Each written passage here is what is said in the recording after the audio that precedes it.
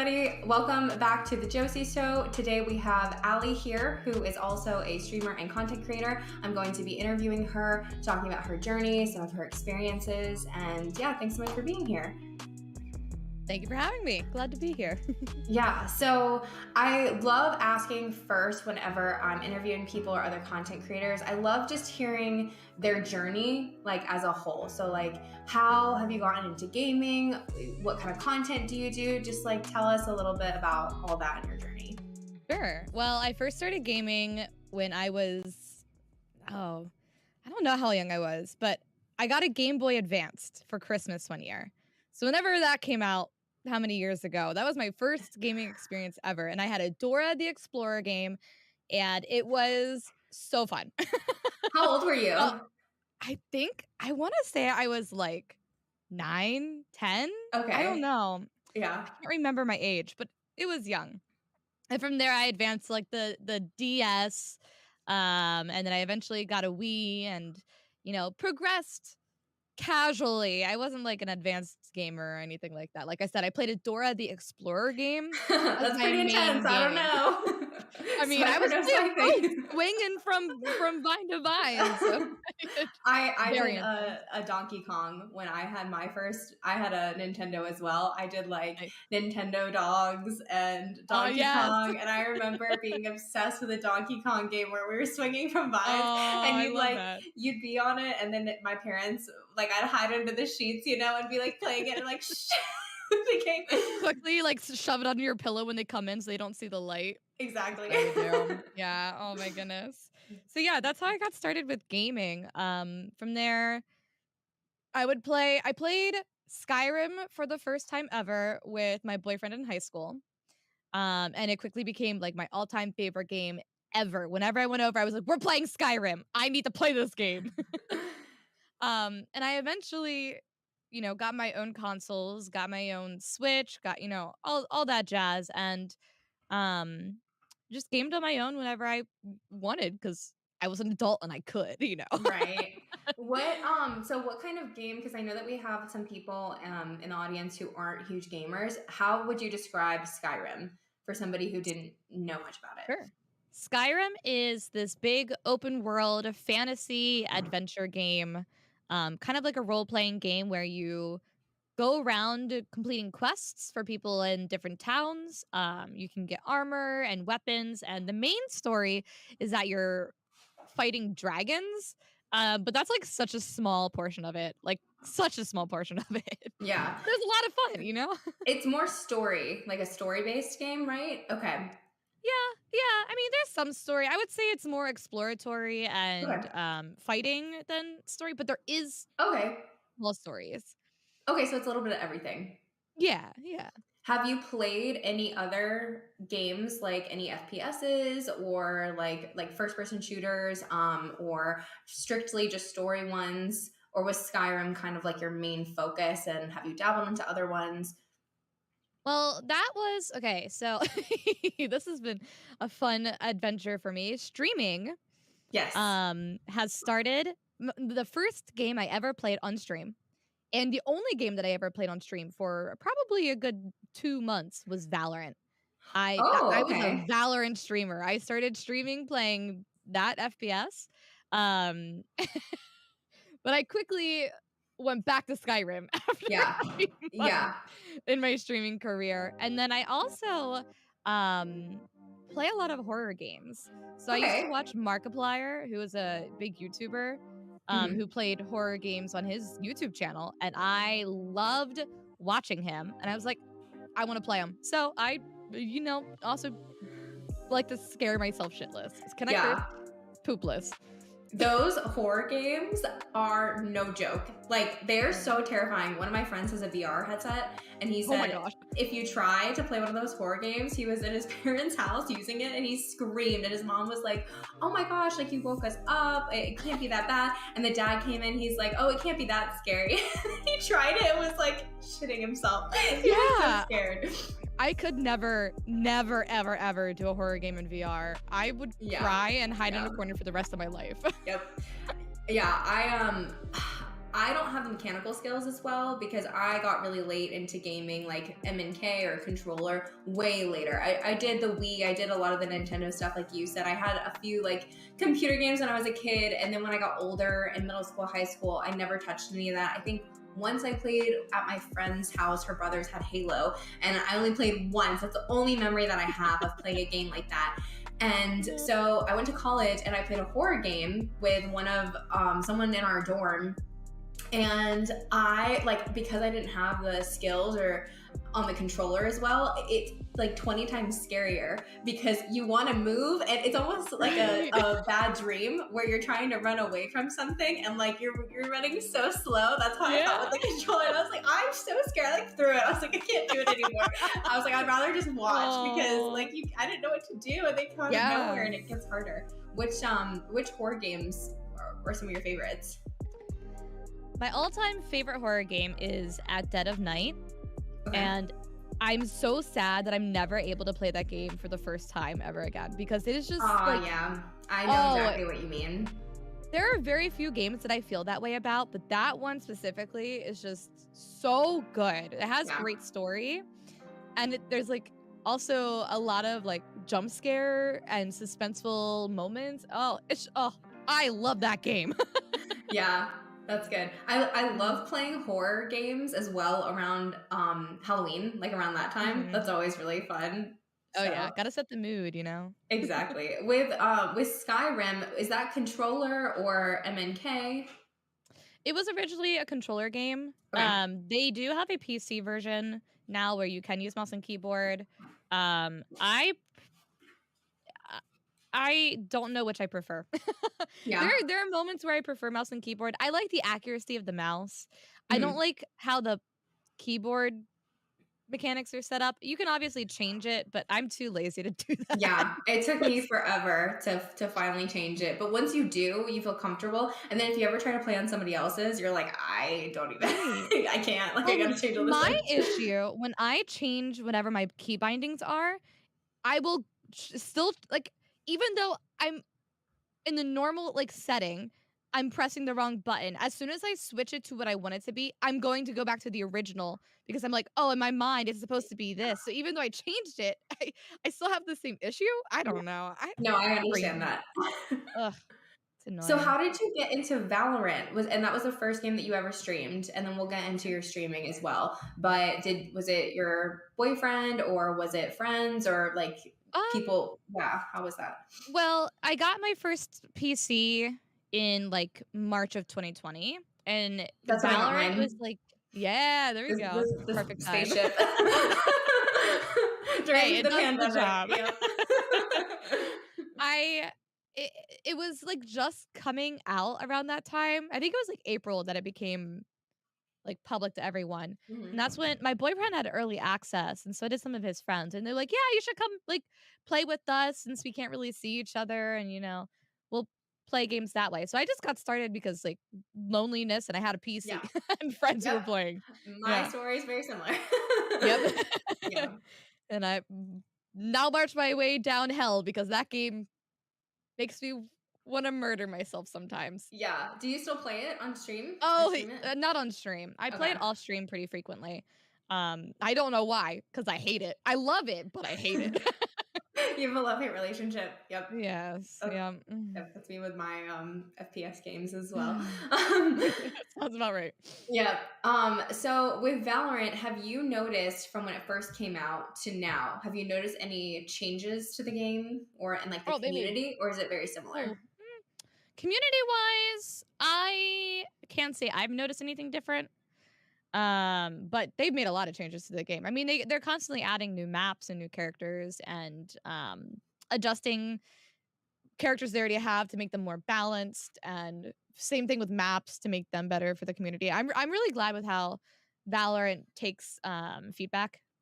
I think a lot like of people Riot say takes that feedback. too. Yeah. Not many people are as upset with them. Right.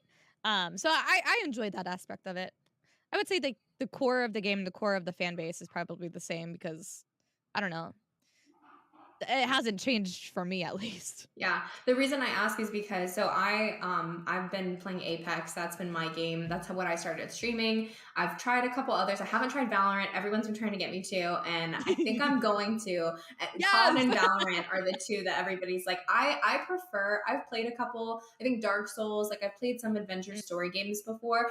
I don't know why. I just love like shooting and the competitive side of it. I can totally see why people want to have the other side where it's more relaxed, it's more chill, it's like entertaining. Right. But for me, when I'm on, like I am on, I'm trying to like kill everybody and get better with my teammates. I'm very competitive and it brings it out. And I feel like with Apex, have you played Apex before? I have. I'm terrible at it. It's tough. So that was my first video game ever. Like, oh my gosh. I hate myself. I clearly hate myself. Well, actually, you're just a masochist. It's fine. Okay, well, actually, so my first video game, that was my first video game that was like mine, downloaded on my computer that could hold it. I played PUBG. I got into it because we had my boyfriend and all of his college friends were all in a room at the time. They had an extra room in their house. And so they all were gamers. They're like, let's put our PCs in here. So it was like a huge gaming room. And half of our friends weren't gamers. And whenever they'd come over, the guys would be like socially, anti-socially, just like all like zoned in playing with each other. And oh my gosh, that was such a tough year because half of people were so irritated. But like my friend and his girlfriend at the time, we made do and we hung out. And then one time we were just like a little annoyed with it. We're like, okay, we'll try. And my boyfriend did a really great job because he described PUBG as like the Hunger Games, which is something that I could relate to. I'd read the books and like seen some of the movies.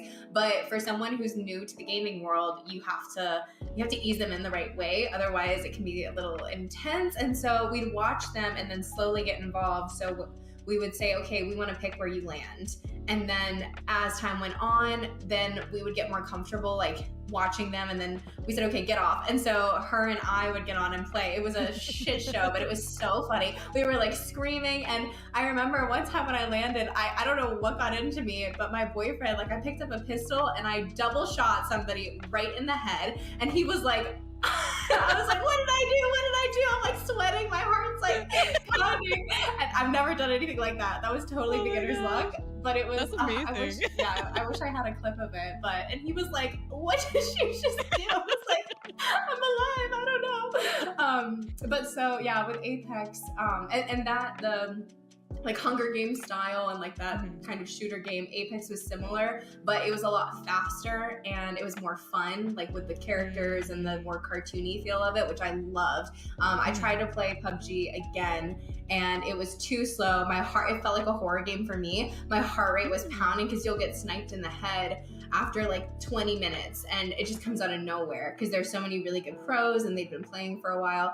So I loved Apex. Apex was my game, but I noticed that, so whenever people complain about Apex, they have a huge sound issue. They don't really listen at all. But I've heard that Valorant, not many people say negative things about it. And I've noticed that the community for Apex, it's turned a lot into the COD players. I think some of them have come over, but the last few times that I played, oh my gosh, like I don't know if I was just really lucky when Apex first came out. Everybody was super kind for the most part. I always would talk to people and I was newer, so I would just say, sorry guys, like I'm newer to the game, and people would work with me, maybe because I was a girl, I don't know, I'm sure that, but now when I would go on, some of the most like misogynistic, like hateful things have been said, and I was thinking, oh my gosh, I don't know what happened to this community because it was so wholesome. So I wasn't sure if Valorant or any of those games had something, but I haven't heard anything about it. So I mean, Valorant has its every game has group of misogynistic men, but yeah. I mean, I've been very fortunate that I almost always have a 5-stack, or if I don't have a 5-stack, I'm at least playing with 1 or 2 other people who, if that is happening, they're like there to stand up for me or help me out or laugh at it with me because most of the time it's just stupid. It is. It's so ridiculous. You're like, oh my gosh. I'm not offended. I just think you're dumb. This does not affect me. Yeah, exactly. So with streaming, how did you get into streaming, and how long have you been streaming? Well, streaming has been something that I've thought about since I was in college because I went to college for musical theater, so I was doing a lot of acting and performing and stuff. while also being a gamer. So Twitch was always in the back of my mind. Like, this would be a really cool thing that I could do where I could still utilize my performing skills while also doing something I really enjoy. Excuse me, I had to burp. Cut that out, please. And then in 2020, of course, when COVID hit, I got my first PC, and I was just messing around for a few months, just trying to like figure out what I wanted to do. Because at that point, I was kind of moving away from acting and was looking more into not biblical studies. That's my degree. Looking more into library science. Oh, Um, interesting. yeah, because I worked at the library at my college that I went to, and I loved it. So my Wow. goal at that time, my goals change a lot. My Yeah. goal at that time was that I wanted to be a music librarian, where I would get my master's in librarianship with a focus in archival work. And then I would become a music librarian where I would handle sheet music and performances and like all that kind of stuff. Clearly, that has not happened. They say there's a saying where it's like if you tell God your plans, he laughs at you. Something like that. Yeah, that's always. I never thought that I would be doing what I was as well. I feel like you're Right. crazy. So, needless to say, COVID happened. All of those plans went out the door, and I was like, Yeah. "Well, what am I gonna do now?" So I was August, or end of July, I believe. I can't remember. I should know this. Anyway, Yeah. it was like I honestly end of don't July. know myself like when I did Yeah, either. It was I'd have sometime to in the like go summer. back and look it up. But yeah, Yeah. sometime in the summer, end of July, beginning of August, where Yeah. I was just like, you know what? It was such an impulsive decision too. Like even though I had like thought about this in like college and stuff like that, I didn't like plan ahead. I literally just one day was like, all right, I'm gonna set it up. Spent 3 hours setting up my stream and went live that night. I All feel like right. that's the best way to do it because so many people that I talk to will ask me for advice on like content creation or like starting a Right. YouTube channel or streaming. And the hardest part is just starting. Like literally Yeah. just pressing that live button and starting. Because then you can always tweak and then you can work on it. But Right. there's so much like analysis paralysis that can come where you're like, oh, I need to look up all this stuff and learn it. It's like, no, just get in there, start, and Oh, then at least you right. started. That's the hardest part. So I love Yeah. that. I'm just a very impulsive I am decision too. maker. I am too. Because if I don't do it right then, I feel like I won't ever do it. And so it's like, okay, I got to ride this motivation. I got to ride this wave. And if you don't like it, okay, at least you tried. And if Right. you love it, then great. I also have the problem where once I make the decision, I go all in. There is no Yeah. half-assing it with me, okay? Yeah. Once I make that decision, we are full sending. Yep. Yep. I I made did it the my same life. thing. I did the same thing. And I have to like see it through, like, yep. And I Yep. don't, maybe it's a competitive or something side, but I'm the same way. I'm like, okay, we're in it. Let's do it right. Yep. Yeah, so yeah, that's how I got started. And here we are. Yeah. Did you have any help at all from people, and how was the growth of your stream the first bit? Um, it was very interesting. I feel like because of COVID, I kind of had a bit of I don't want to say an advantage Yeah, because like I don't know. But that's because fair. people I know were what you home with mean. not a lot to do, there was Right. more people on Twitch, both streaming and watching. Right. Yeah, Um, because the competition was higher. So even though you did have more yeah. people, so I'm pretty sure that I saw a graph that showed when people started to get into streaming, and it was like shot up. So I I think the believe people it. who maybe had a community before COVID, and then they built that, and then when people came in, yes, there was Mhm. competition, but they already established themselves. I feel like they had Right. the most advantage. To Oh be yeah. Oh honest. yeah. Absolutely. But I was very fortunate that my first stream ever, I had two people come in and stay with me the entire time. Oh, that's And good. they would continue to come every stream from Oh, I love that. the first couple of weeks. One of them still stops by every once in a while after 2.5 years, which is really, really cool. Like, Oh, I love I see him that. pop in and I'm like, you were my first viewer ever. Yep. Hi. Does he have the badge? Don't they have the like sub? Oh, He that's did for subs. sub. Wait. Yeah. So he wasn't a first subscriber, which is fine. Like, Yeah. they don't need to subscribe, but No. Well, and you have to um be affiliate anyways, right? To even get yeah, subs. So. right. So I was very fortunate to have two viewers pretty much right off the bat. And then I had a few like IRL friends who would stop by. And honestly, I don't really know how I grew at the beginning because like Yeah. I wasn't used to utilizing social media at the time or anything like Yeah. that. So I literally just like I said, hit start stream Yeah, and and went for figured it. it out as I went. That's the best way, I'm telling you, Yeah. like, and Oh, anybody else absolutely. who's watching or curious, the hardest part is just starting. And you find what works for you too. So like Yes. what people say works for them isn't always going to work for you. So like I Yeah. feel like just starting and figuring it out as you go is the best way to learn what works for you personally. Yeah. So that was how I started like the beginning of my streaming career. Once I got into TikTok, this was when the TikTok algorithm was really nice Yeah. because if you went live for any amount of time, Yeah. it pushed all of your content out. So Yeah. I would go live for like an hour and I would amass a large amount of followers just because of how they used to push the content out. Yeah. I miss that old algorithm I because do it's too. so hard to get anything now.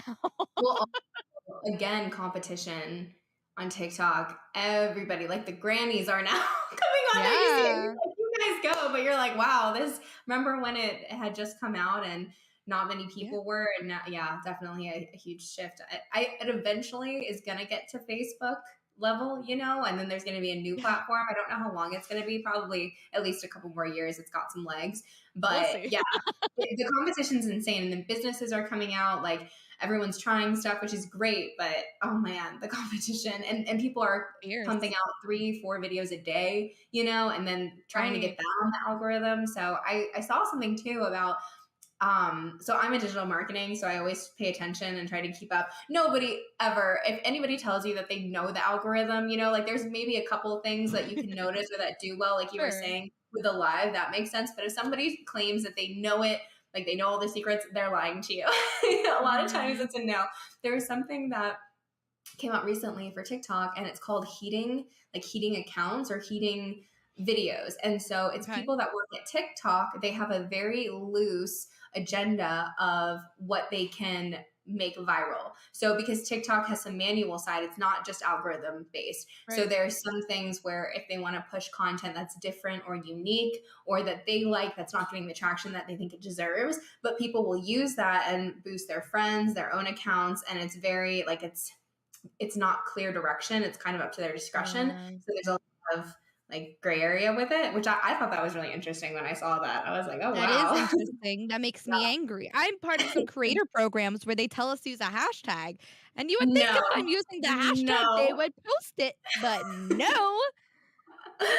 Yeah. It's annoying. Yeah. It's fine. So Ugh. was TikTok the main TikTok? And then did you ever do like YouTube? And are you partnered by chance or no? No. Okay. No. I I didn't wish. even make it close either. It's so hard. Yeah. Have you been trying to do YouTube and Twitter or any other platforms or mainly TikTok? So I have an Instagram, a Twitter, I have a YouTube, obviously TikTok and Twitch, and I mostly post on TikTok. I have tried to utilize. I hate Instagram. I hate Yeah. it. It's just not a usable platform in my opinion. But you can gain followers and stuff from there. So I try to utilize that just by reposting TikToks and stuff like that. I try to post pictures, but I'm not good at taking pictures. And whenever I take a picture, it's always like the same pose and same position because like I Yeah. know I look good in that position. I'm Yeah. like, I can't post the same thing. Ugh, so I don't post as much as I should with pictures. Twitter, I just kind of shit post about random stuff. I post about my stream, but recently I've just been posting about ice skating. Oh, do you ice skate? I just started a month ago. I'm learning to become a figure skater. See, this is another impulsive Oh my decision. gosh. I I had a phase of that when I was in 5th grade. I love that. And now when I go ice skating, everybody's like, wow, you're so good. I'm like, thanks, step aside. Look at me. I could never do like a proper spin the right way, but I could skate backwards. I could do like a lunge. I could like skate around really nicely. And so you look cooler than everyone else. I look cool, yeah. But I totally did that. I'm telling you, the impulse thing, like, Yeah. that's so cool. How's that going? Good. I like I said, it's been for a month. I watched Yuri on Ice. This is the lamest way to get into figure skating. Yuri on Ice is a figure skating anime that I am addicted to. And I said, Yeah. I want to be like that anime. So I bought a pair of cheap skates and I went to the Yeah. local rink and I started taking some lessons. I'm working on raising or I can't say raising, working on saving money to buy actual figure skates because the ones I have are not good. Did you get used ones or? No, they're just like a stock boot, so they're super flimsy and like Got you. you can't really do edges without like kind of like boop. Yeah, I got a pair of like very slightly used ones, and that was a lot cheaper because I begged my mom and she was like, well, we have a budget and you can't go over it. And so I had to like figure it out myself, and it was on sale. It really wasn't too bad because I knew that they were really expensive. I think it was like $35 at the time. But also that's before inflation and like if you are looking to get a beginner pair of ice skates, like actual like figure skates now, they're easily $200. Easily. Oh my gosh. Oh my gosh. So, like, yeah, that's the why pair I like that I need.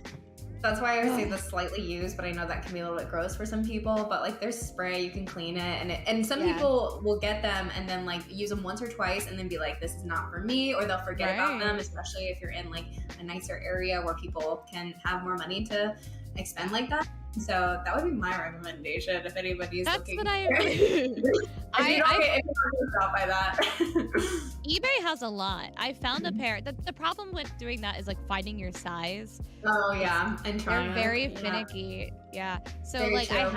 I found a pair that I thought was going to be my size for like $40, but I had to return them because my feet were too wide.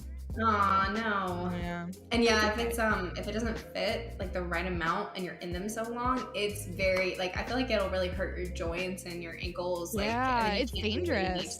It's like what's the movie? There was a Disney movie about like ice skating. Yes, wait, what was it called? I don't know, but she like used to be a hockey player and then becomes a figure skater. I know that movie. I can't remember. Oh well, I guess that's for another time.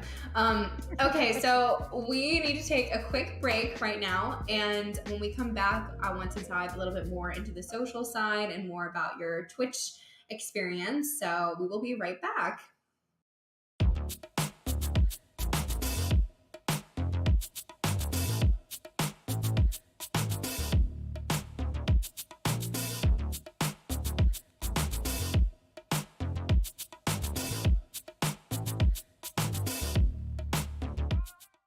All right, and we are back. So we're talking about ice skating. I know we're getting a little bit off topic, but I want to go back and dive more into your Twitch experience. So you said that when you first started, you had a couple of friends or you had some people that did they just find you off of the recommended list, or were they just scrolling for like newer streamers? How do you think, was it like a good time, or was it just pure luck?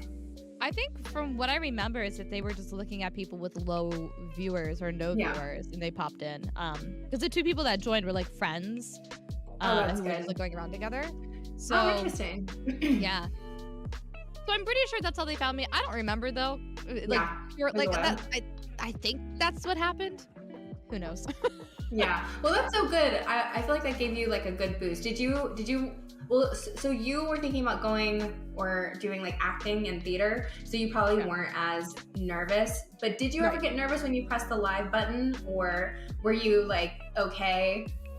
I wouldn't get I wouldn't get nervous for normal streams. I would get nervous for events that I was putting on. So like over the course of my streaming career, I would do like I did a Hot Ones challenge.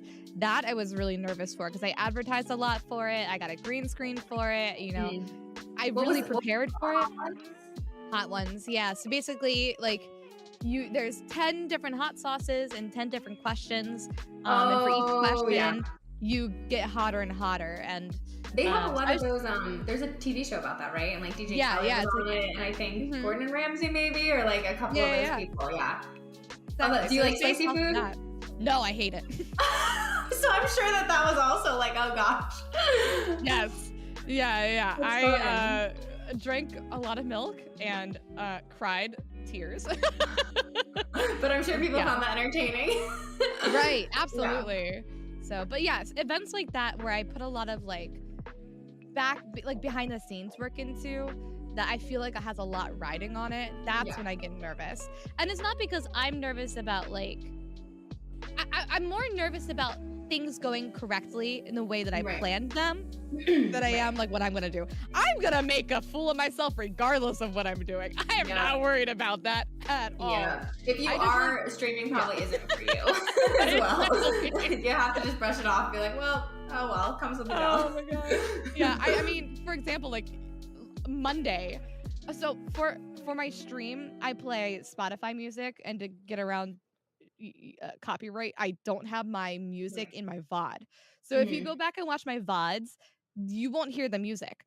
But if I ever sing along or dance along, you look crazy. So on Monday, I was singing along to, surprise, surprise, the Yuri on Ice opening, and I picked up my skates and I was pretending to like dance around screaming the Yuri on Ice soundtrack, and you go back and watch the VOD and it's just me screaming my head off, dancing around my room like a maniac to silence. So funny. Oh, that's so funny. I feel like that's good content though. I mean, I like to think so. I had a good time. I don't know if the people watching did, but I had a good time. That's all that matters. If you're having a good time, most likely people are too. Absolutely, yeah. But yeah, so I don't get nervous very, very often. That's good. When I first started streaming, I was so nervous. I don't know why. I think it was just because of the unknown, and it was so out of my comfort zone. And it was the first time that I'd put myself like out to the internet live like that, you know, where there's not much control over it. And I wasn't like, I didn't grow up with a bunch of this stuff. You know, I just gotten into gaming. I had no idea what this world was or like the people. And so I was really nervous, but it's funny because I was the most nervous for my first couple streams, and then I was fine. Like I was okay. And with my experience, I almost was completely turned off to streaming because I had a guy come in, and I do digital marketing. I've spent a lot of time. I was working on my Instagram at the time, like really trying to get a good following so then I could learn and practice things for my clients. I spent some money to test a few things out, and I had spent a lot of like energy on it. Not that I care about followers or any of that stuff, but it was good to be able to help other people and to be able to say like, hey, here's mine. Look at what is possible, you know? And so one of the guys came in, and it was kind of somebody who like not super weird vibes, but just like maybe it was because I was new and I didn't know what to expect, but he was asking me for my Instagram and was like pretty insistent on it. And I gave it to him. And then the next day I was kicked out of my Instagram, like banned, blocked. Oh my gosh. And my heart sank, and I was like, this is so bizarre. Is this even possible? Like I have dual factor. Like what? Can somebody just do that just because I gave him my handle? Like then anybody could do it. And so I was really stressed about that. And I was like, well, I don't think I don't know if it's worth like risking that. And then I asked my boyfriend, who's really big, he was a streamer too. Okay. And I asked him, and I was like, is this a coincidence? This made me really uneasy. I don't know if it's worth it. And for him, he's always he's very skeptical and overly cautious with that. And he said, I feel like that was just a coincidence. It's very odd. But it was just like really odd timing. And I never had anything happen. This poor guy is probably just like, I literally just wanted her Instagram. I'm like, oh my God, you're trying to steal it. So I was way overthinking, but when you're new in that world, you just don't know. It's scary. And so that was, I almost stopped, and then I waited a bit, and I was so nervous, and I was going like really slow. I was really unsure. I was horrible at the game, but I just kept pushing. And then eventually people would come in, and I got a lot better about talking to them. When the people came in for you, the first two, did you immediately answer chat? Or like, how did you manage them and like ask them questions? How did you go about like making friends in there if somebody did pop in? I think I talked to them. I don't know. I would assume I did. I can't say for sure. You probably did. Otherwise they, well, maybe they were just happy to be there. I don't know. I genuinely don't remember what I did. I feel like it happened and I just immediately forgot. So I'm sure that was now exciting. I do. Now when people come in, I'm like, hey, how you doing? How's life? What's up? I do too. Whenever I would whenever I'd have people on my chat, I would always prioritize them over the game just because I was more into that. Like, I'm not that good of a player, so even me trying to be like really sweaty and ignore people, it just like, no, it was about meeting people. And I've met some of the best, like some of my closest friends because of streaming, and they're random people that I didn't even know their real names. Like, you just know their gamer tags, and they're some of the coolest, like, it's insane. If you've never been in gaming or in like the Twitch community, I mean, there's definitely some negatives. It's not all positive, and you do have to be careful, stranger danger, you know. But I would say, like, you would be amazed if you even just like gave it a shot about the people that are there and how close you could possibly get. I'm sure you had a similar experience too. Oh, absolutely. I've had so many really cool opportunities come about because of streaming and because of the people I've met. So like, I have friends all over the world now that if I am like, hey, I'm gonna come to the Netherlands, can I stay with you? They'll be like, yeah, sure, come stay with me. Oh my God, have you done anything like that? What are some of the opportunities? So I met up with one of my moderators when I went to Tennessee 2 years ago. No, a year and a half ago. And we like hung out with him doing that. Next October, I'm actually getting a group of a group of my community members. And we're getting like a gamer house, we like to call it, but just a big house together to go to the When We Were Young festival. Wow. I was able to do several charity streams with a group of other streamers and content creators that I ended up, like, because we raised the most money, like, was able to work with brands that I wouldn't have been able to work with otherwise. And like, oh my gosh. Okay, wait, I want to hear all about this. Tell me about the charities. Tell me about how that was, and then some of the brands, if you can.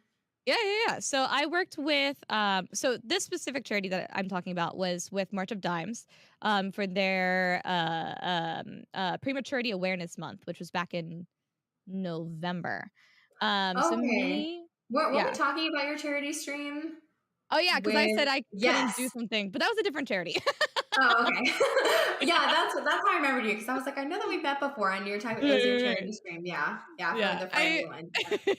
I tend to do a lot. I wouldn't say a lot. I'd probably do more than the average streamer. But yeah, this one was back in November. And it was with a group of other streamers, so I wasn't doing it alone. It was like a whole team of us raising money.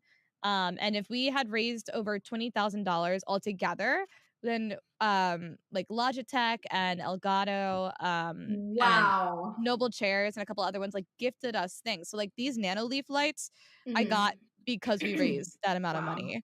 And a few other things. How many streamers were there? A lot. Was it chaotic, or was it like, would you do it again? Was it easy? Oh yeah.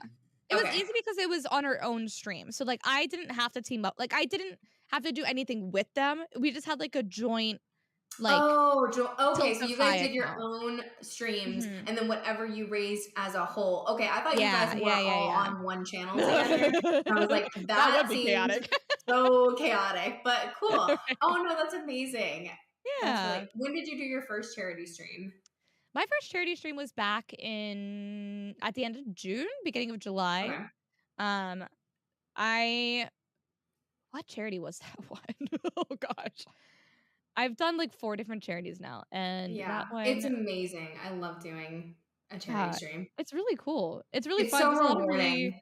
And it's like anonymous people will comment. Like my last one I did, which was in December for A Hope for the Day, which is a charity that's dedicated towards helping raise mental health awareness and to prevent suicide. I had an anonymous person come in and give $500.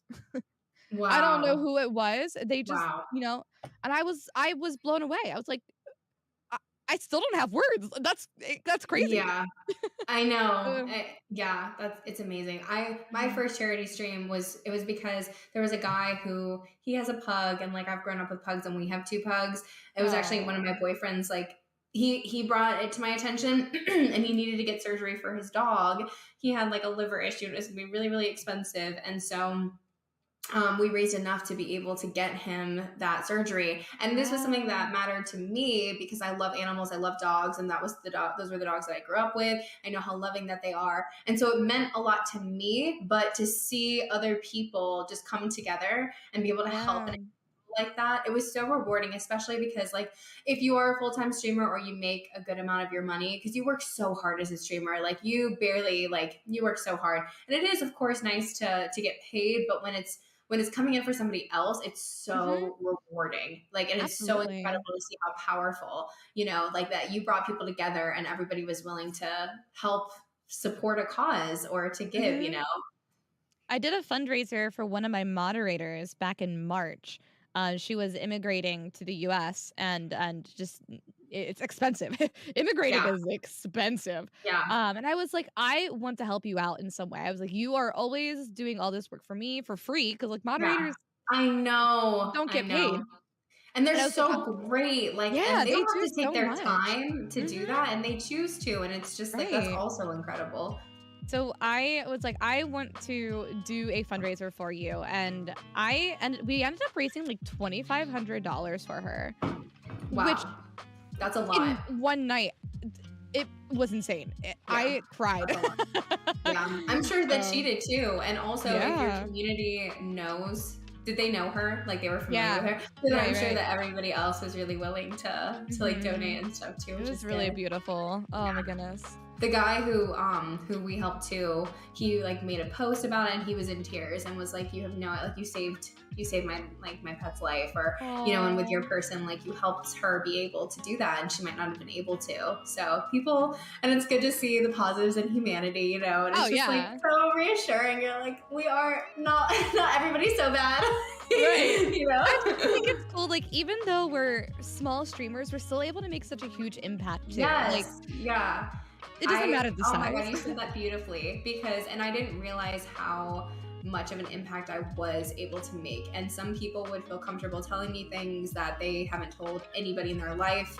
And for you to be able to be trusted and be there for them, like that's even a big impact on a small person. And then with TikTok and I refer to TikTok because it's one of the easiest ways to get the max amount of exposure, and so you get to meet a lot of people. But there are some people who are like, I love your videos, like you make me smile every time that like you come up on my For You page, and like that's just like all these little things, and that's just what people are telling you. And then being able to help for a cause, for charity, and like all these things, it's you don't realize just how much you can do until you actually do it, and it is so rewarding. And I always have to take a step back and be like, gosh, I am so lucky. Like I'm so lucky for what I have. I'm so lucky to have a community. Like I count my blessings every day.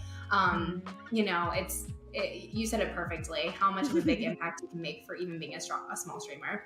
So with TikTok, because I know that some people were probably curious about how to grow. Did you just kind of jump into TikTok and start posting videos? Do you talk in your videos? Do you do like trends, a little bit of everything? How often were you posting? Oh man, my TikTok journey has been all over the place. Mine is too. That's what I wanted to ask. Yeah, when I first started out, I would do more like trend-based videos where I would like replicate a trend but related to gaming. Yeah. But then as I started getting more and more, I don't think I was. I don't want to say I was more entertaining. I don't know. As I got more into gaming, I ended up editing in my Twitch clips rather than creating. Oh, there you go.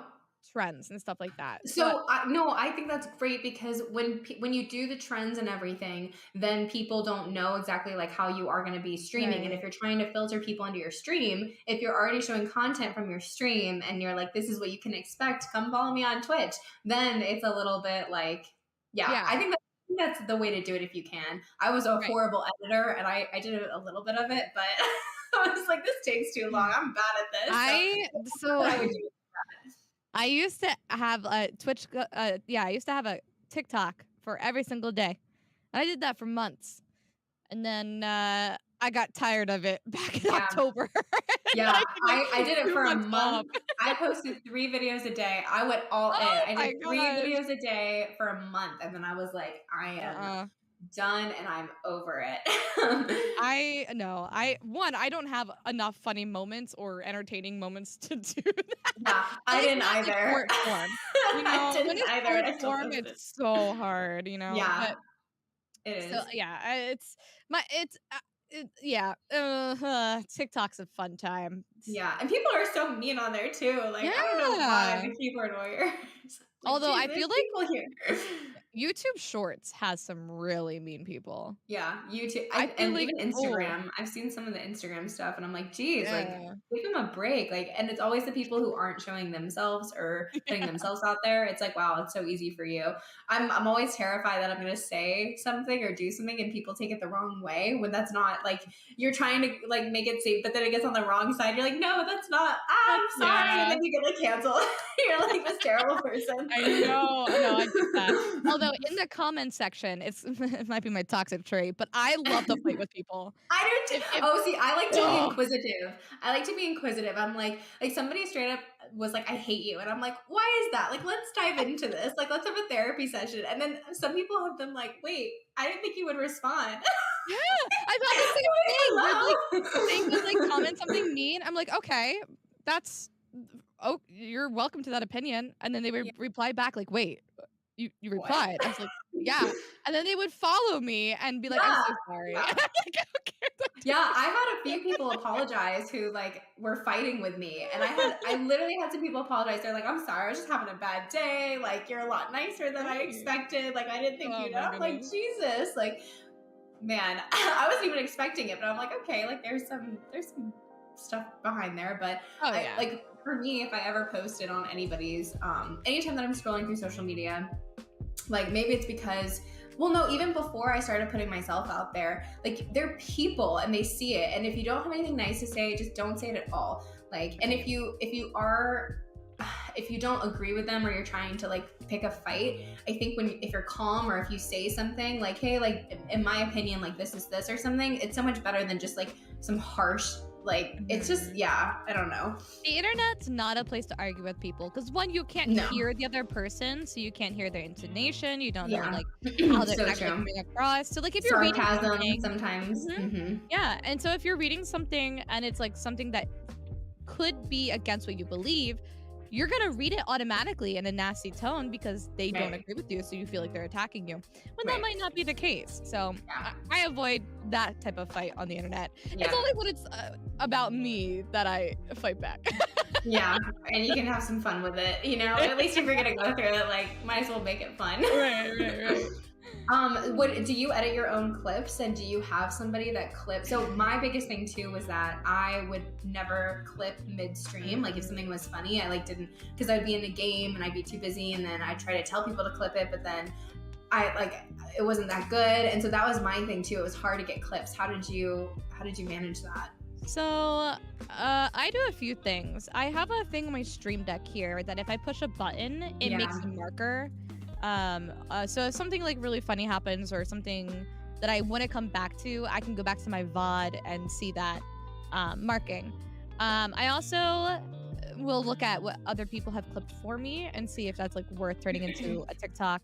And then I will also just spend hours of my life scrolling or like clicking through my VOD and Yeah. rewatching it because I like to suffer and spend hours and hours and hours rewatching myself.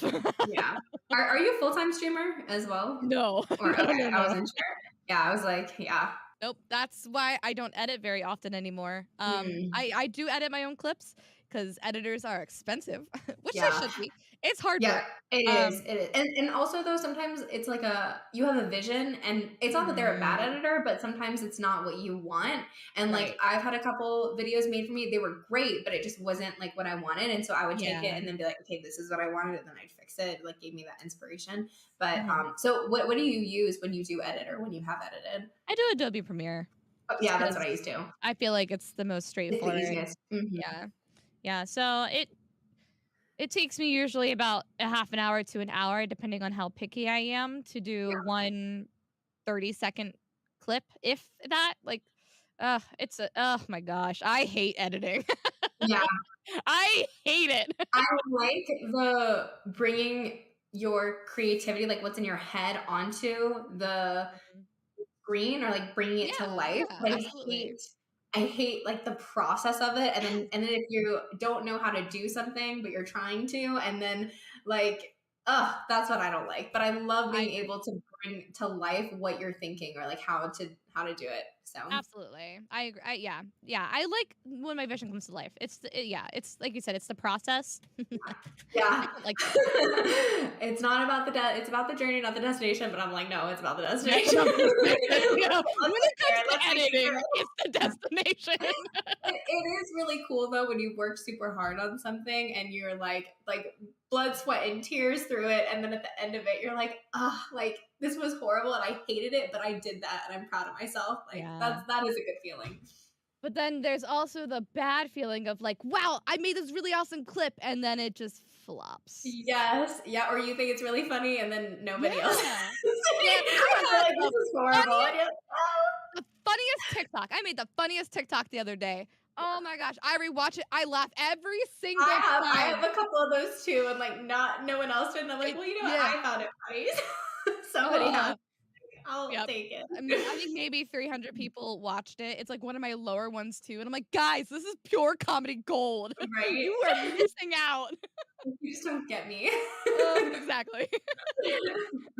Oh man. Okay, well, do you have any like closing statements or anything that you would want to tell people, or anything that we didn't Um, cover? about streaming specifically, Yeah, streaming, your journey, life, anything. do what you want. Don't let other people push you back or stop you. And you're never too old to do things. Yes, I don't care how old you are not too old. If I I love could it. start figure skating at 27, almost 27, 26 years old, you You can can start. too. Yeah. Yeah, and honestly, just do whatever makes you happy. Don't get too uptight about things, and just live your life. Have fun. I love it. That was beautiful. I think that was great advice. Snaps to you, Allie. Well, thank you so much for being a part of this segment or this episode. And it was so great to hear about your journey and learn more about you. And everybody, Titan TV, please drop a link for her. Please go follow her TikTok, all of her socials, on Twitch, and you can catch her live doing some Just Dance and Skyrim. I play a lot of Dark Souls and horror games. That's what you'll catch me doing these days. You want a little jump scare? Oh yeah, lots of jump scares. Lots of whiskey too. There you go. Whiskey and horror games. Exactly. Okay, well, thank you so much, and thank you. Yeah, thank everyone else for tuning in. Goodbye.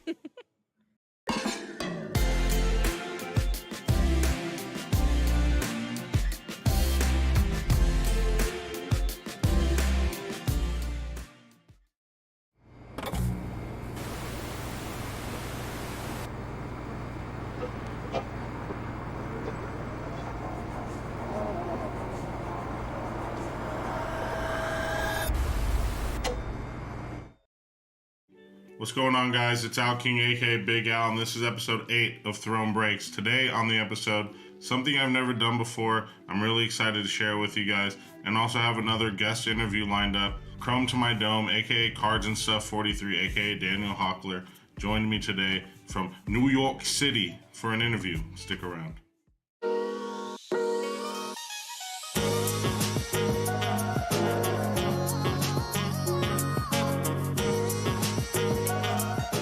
What's going on, guys? I'm joined today by Daniel Hockler, aka Chrome to my Dome, aka Cards and Stuff 43 on Instagram. Daniel, thanks for taking the time. How's it going? Thanks, Al. Thanks for having me. It's going really well. How about yourself? Good, dude. So, have you seen any of the episodes yet? Don't lie to me. I only saw the first one when you told me about it. Okay, good. You plugged me that one too, actually. Yeah, I try. Look, I'm trying to support a good guy, so that's why. Yeah. Thank you. Sure. So tell me a little bit about yourself. Kind of start with who you are, I guess, in real life, and then take me on your collecting journey. Sure. Where it started, why it started, all that stuff. Yeah, absolutely. So I've been doing financial planning for 10 years. I work and live in New York City. I just got married in November. I grew up on Long Island, a town over from the Blez brothers, where you and I had met on Instagram on Blez. And I've been collecting cards since I'm 9 or 10 years old. I'm going to be 35 soon.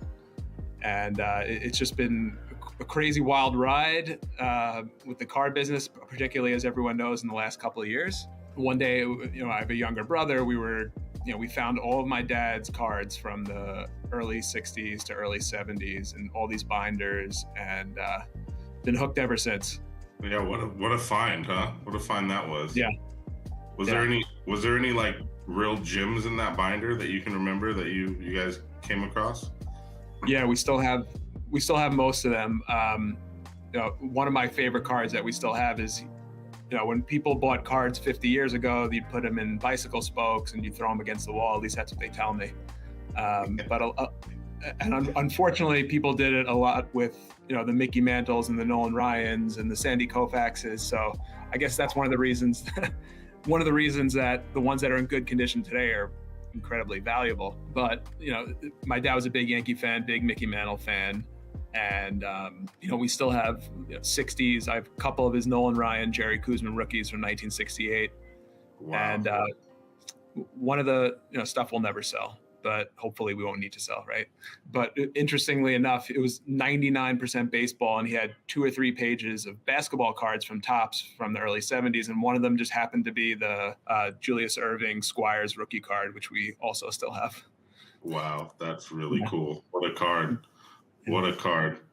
So you keep saying we. Are you and your brother still kind of actively doing this? Is your brother not so involved still, or? Yeah, so we're both, I call it a hobby first because it is a hobby. A lot of people get into this business or any business for different reasons, or one might say the wrong reasons, right? I look at it as a hobby first and foremost. But my brother and I are still into it. We've always been into it. We both are married now. He has a kid, but just enjoy it. And, I'm fortunate I get to share. My brother and I have a lot in common. And another good friend of mine that grew up with does do sports cards for a living. So he's lucky.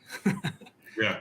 No, it is a grind to try to do sports cards for a living, but people that do it. I know people that do it. I'm trying to do it myself. I work with the Raiders by day and trying to do the card thing by night. So it's a grind, but it's a lot of fun. And I'm with you, hobby first, for sure, because that's the whole reason I started. That's the whole reason I think we all started, right, as kids, was just collecting the hobby. And I still legitimately, if I get a Kobe card in the mail or I open a pack and Kobe's in there, I get that same, like, overwhelming, like, this is amazing. I don't know, like a warming feeling, as weird as that sounds. I don't know how to explain it, really. No, the best thing is when I open my mailbox in our apartment building and there's bubble mailers in it, right? Yes. No better feeling than when the mailman has to give it to the front desk because it doesn't fit in the box, right? Yes. It's an incredible feeling for sure. So I know when you and I were first meeting, you were going to get married, right? Now Yes. You are married. You and I have made constant jokes about how X product may ruin the wedding and ruin the marriage. Are we still happily married? I just had to check on that. Yeah, so far so good. Good. Okay, very good. And she's okay with this, with the hobby. She loves the hobby as much as you? Maybe No, not so not much. at all. No, but I'm very lucky in a sense that, it's I can behave myself in terms of, like, spending money on X and Y. I think, if you're buying into a break or you're buying boxes, it's a gamble, right? And you have to gamble responsibly, they tell me, right? Or every commercial tells me responsibly. But, it's like if you go into a casino or you're opening boxes of cards, you should really go in and, to expect to lose. And when I say expect to lose, meaning, when you play roulette, I think there's 30 numbers or 36 numbers and the 2 double zeros often, right? Mm-hmm. If you expect us to land on your number every time or every other time, you're going to be very disappointed. Yes. Right? So, yes. From a breaking standpoint, I think it's great because you can buy the team you like, or you can buy the player you like, and it's more cost effective. But no guts, no glory at the same time. So, like, Sure. As long as it's not affecting your, what your monthly bills are, or, your ability to save money and stuff like that in other places. Like, I think it's healthy and fun, and, getting back to like getting excited with the Kobe card, right? So there's a sense of community behind it, right? That's how you and I ended up here today. The basis of a lot of relationships is what people have in common, right? Sure. So they're called trading cards because they're, you're supposed to be trading for them. They're meant to be traded, yes, correct. It might be money, it might be trading for other cards, but there's a sense of community there, and it's a great way to meet people that have like interests, and it's exciting, right? Yeah, 100%.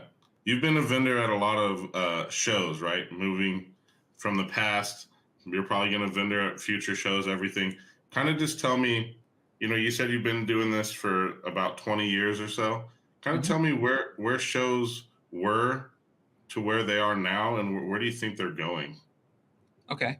So the first shows I did as a teenager were at a VFW, a Veterans of Foreign War, VFW Hall in Long Island, New York. Wow. And, I had a couple showcases, and it was quiet, right? And you'd see the same people pretty often. It was on Wednesday nights after school. I'd go and do the show, right? You'd see the same people over and over. We're going back 20 years. So they just started making, products that were, I don't want to say cooler, but expanding, right? So that's when early 2000s, when you had Ichiro and Pujols rookies and Darius Miles, I remember, in basketball. And all of a sudden there was this excitement because you get a numbered rookie card, or you get a card with a piece of a jersey in it. Like, I remember the first game used card I pulled, it was this Pacific product, I think 2000. I got a Bobby Bonilla patch card, and I didn't care about Bobby Bonilla, but I couldn't believe there was a piece of his jersey in the card, right? Bobby Bonilla, yeah. It was a fun hobby, and you'd see the same people, and you'd buy, sell, and trade. But now it's like I don't want to compare it to the Super Bowl, but I went to my first national this past summer in Atlantic City, and it was like a Grateful Dead show, right? I couldn't believe how many people were there. And, it's very exciting to me because it wasn't cool to collect cards for the most part 20 years ago. And now that's all I see. I mean, there's an algorithm, but that's all I see on the internet and Instagram. And I think there's a lot of good to it. More people interested. That means, there's more value to be had with a lot of the cards you have. But the card shows are amazing. One of the drawbacks, I think, is, and we may be getting to this later, but people are looking for a quick buck, right? Mm-hmm. And, it's amazing. I go to these card shows, and there's teenagers or even younger who have cards that are worth more than someone's house is worth. It's right? wild. It's astonishing, really. Yeah. And I'm trying to negotiate with a 14-year-old. Yeah. And they're tough negotiators. Yeah, they're great. I don't know if they're going to, Harvard Business School in the summer instead of summer camp like I went to. Right. These are tough guys, and it's great. But the change from what I used to know what a card show was, now, like, there's one I go to Philadelphia with my friend I think it's every quarter, and he does the card stuff for a living. But there's lines around the corner, out the door, before the show even opens, and that's exciting to me, because the more people who are interested, the more exciting it is, and it's great. It's a community, right? Something you said during that was, it used to not be cool to collect cards.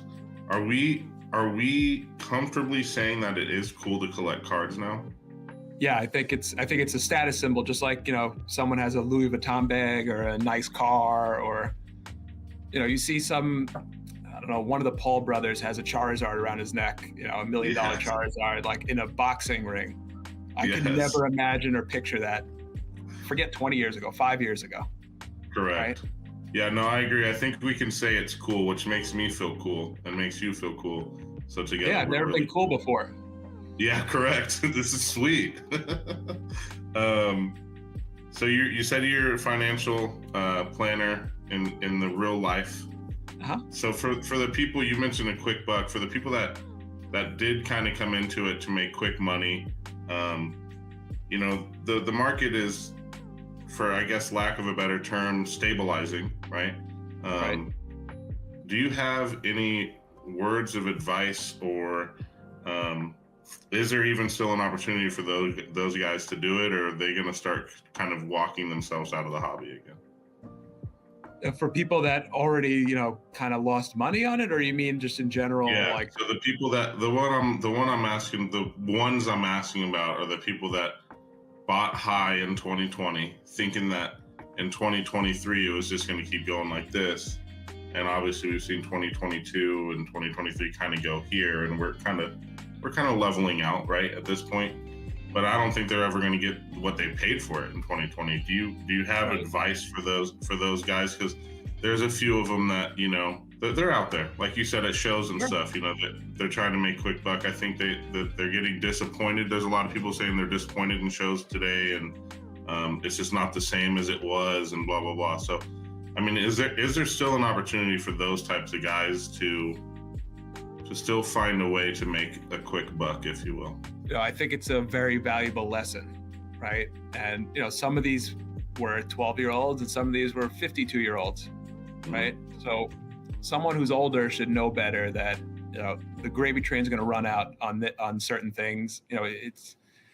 You can't. If it was so easy, everyone would be doing it, right? And it's easy to say it now, 2 years later or 2.5 years later, that you should have known better, because I couldn't believe it either. And when the card's getting popular again, I go into my binders and I find, Justin Verlander, not binders, but I had cards from 15 years ago, and there's Justin Verlander cards and, stuff from the mid 2000s that was stagnant and worth not very much. I think that pigs get slaughtered, right? So many of the viewers may have heard that before. Like, if you're able to make a profit on something, I don't care if it's sports cards or something else, like, and you're in this at least partially to make a profit, sell it, right? Yeah. Take the money. There's always something else to invest in, whether it's cards or something else. And I think buying what you know is important, right? So Warren Buffett or someone might have said that about stocks and stuff like that. But, I think, and I can't help myself comparing it to like the industry I'm in, right? But, a safer way, or a safe way, I think, in this business to make money is, buying cards of guys who are either retired or, they're no longer on the planet, right? Mm-hmm. So I do this as a hobby. It's exciting. Everyone likes to make money in some capacity, but like a Babe Ruth game used jersey card, right? Or a Babe Ruth bat card. A lot of those prices of those cards, I mean, they're the same as they were 20 years ago. Yep. Versus a lot of other ones which are worth a ton more, versus the 2020 Prism Zion PSA 10 that there's 100,000 of, or however many. Yeah. Right? I think I would compare like a Babe Ruth bat card or a jersey card to, some type of bond or something safe, right? So like you can buy one of those for $200 and somebody's going to buy it for $250 or $300. Yeah.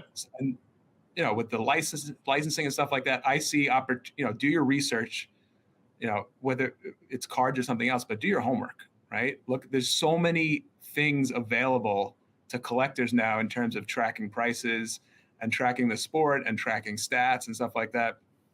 When I went to card shows, everyone didn't have eBay in their pocket. Right. No, I didn't have a job. I was a kid, so I would research all these prospects. Like some guys and gals listening might remember, Stephen Drew, who was a prospect shortstop, I think, for the Diamondbacks, right? And the guys at the card shows, they didn't know who Stephen Drew was. They knew who Derek Jeter was playing shortstop. Yeah, sure. So I would buy Derek Jeter cards on eBay, and I'd go to the card shows, and I'd say, I want to trade this Jeter jersey card for this Stephen Drew autograph. And they thought they were ripping me off, right? And they didn't know that I paid $30 for the Jeter and the Stephen Drew is worth $130, right? So I think putting in your time and doing your research will pay off, whether it's cards or something else.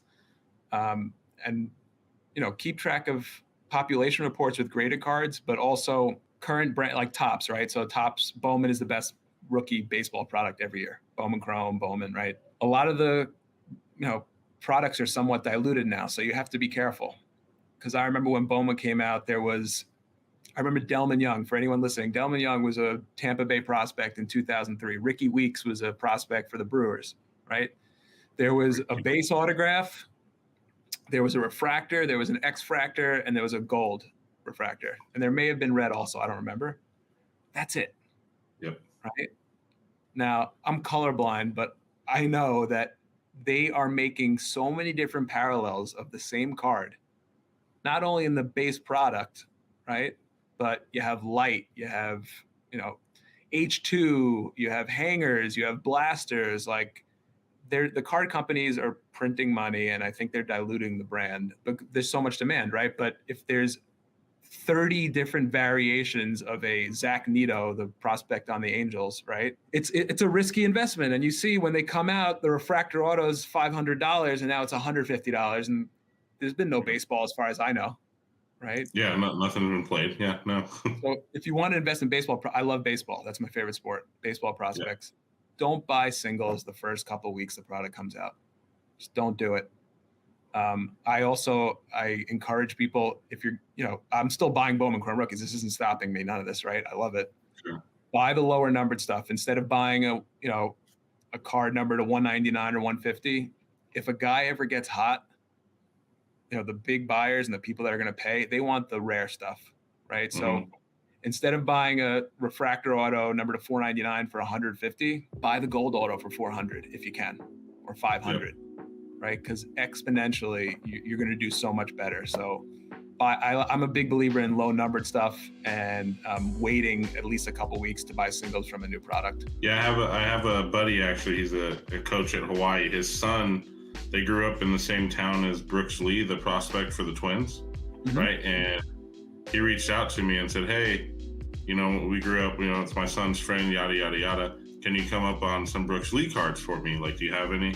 And I told them, I started sending them some eBay links. I said, look, here's what they're going for right now, but this is like a week old product. I was like, I'll reach back out in like 2, 3, 4 weeks, maybe a month, and I'll win some for you, and then whatever. And I mean, it's true. Brooks Lee's cards were, I think I won one last night for like $15, and I'm not going after the high end because he's a collector, right? The son's gonna keep them. But I think one of the cards that he sold for $40 recently, I picked up for $15, right? So It's like there's quite the dive after the first initial rush, and that goes two ways. As a buyer, to wait. As a seller, throw it on the bay if you're looking to make the money, right? So sure. So it goes two ways for sure. New product, it's weird like that because we all know. I mean, most everyone knows that that's how it works, right? So. It's interesting that it still works that way. Human beings are very interesting, right? Yes. It's people know gambling in a casino is a losing proposition, right? But they keep building more of them, and they're bigger and better, and that's coming out of, myself included, everyone's pocket because mm-hmm. people. It's exciting. People want the chase. People want the excitement. Like, that dream of hitting the big card. But yeah, I mean, when I open new stuff and it's not something I really want, or I'm just trying to get some money back or recover some money, that shit goes on eBay real quick. Yes. Right? Yeah. You don't have to be a genius. Like you said, most people know this, like, sell it while it's hot if you need the money back or you want the money back. Correct. And that, honestly, that fuels your love for the hobby. You have to have some sort of cash flow if you want to continue to stay in the hobby. And if you open up something that you don't care about, like you said, right? Like even the Bobby Bonilla, I don't know if you said you still have it, but you didn't really care about the Bobby Bonilla, right? So maybe if you're a little bit older, you would have been like, yeah, okay, here goes this Bobby Bonilla. I'm going to send it off to someone who really likes Bobby Bonilla. For example, I pulled a Jalen Williams auto for someone the other day from the Thunder, right? The rookie this year. And I know a big Thunder collector. The guy could have gotten like $70, $80 because that's what they're going for right now. But since he knows that my friend is a big Thunder guy, he just took $50 because the Thunder guy wanted it, and he was able to recoup some money to then buy into other breaks or whatever he wanted to do. So it's like you said, it's community, and that's probably the best part for me, at least, is just the whole community aspect of it all. Yeah, absolutely. And one thing I want to add quickly about, like, for the guys and gals who may have gotten like hurt with the buying at the peak, essentially. Yeah. Right. I think it's important doing research and, keep track of events that are going on. Right. So I'm going to use this example. So I love Topps Dynasty Baseball. I have 40 or something auto patches from that product, right? I think it's a 1 card in a box, and I think now if you can find them, it's $800 or $900 or whatever it is for 1 card. You could buy a Mike Trout auto patch number to 5 for the price of a box. So really, why open it? Yeah. But I knew, I had a Fred McGriff, and I think I paid $50 for it because I liked the product, and I remember watching Fred McGriff as a kid and whatever. He got voted into the Hall of Fame, right? So people are reactionary. The same thing when people get hurt. DeMar Hamlin, right? And I think it's disgusting to a point. Like, that was terrible. That one was terrible. Yes. Yeah. But there's positive events too. So Fred McGriff got into the Hall of Fame. So I know it's hard. It's hard to make money in really the right way or legally in any business, right? Mm-hmm. But I knew Fred McGriff just got inducted. People are going to want this card, right? So I threw it up on eBay, and someone bought it for $250. Right. And I know if I want the card back, I can buy it now, or in a month or two later, I could buy it back for 100 or 80 or 70 or whatever it is. Yeah. Certain cards I'll never sell, and more emotional about than anything. But if you see an opportunity, like, just take the opportunity. Yeah. It seems like a no-brainer to me, but some people are greedy. I think that's a big problem. That's what happened is people learned a lesson, but people are greedy, and that's never going to change. It really isn't. Correct. You have to learn from your mistakes. Again, that's cliche and a platitude, but yeah. Well, Rui, right? Just like your Rui cards, Rui got traded to the Lakers.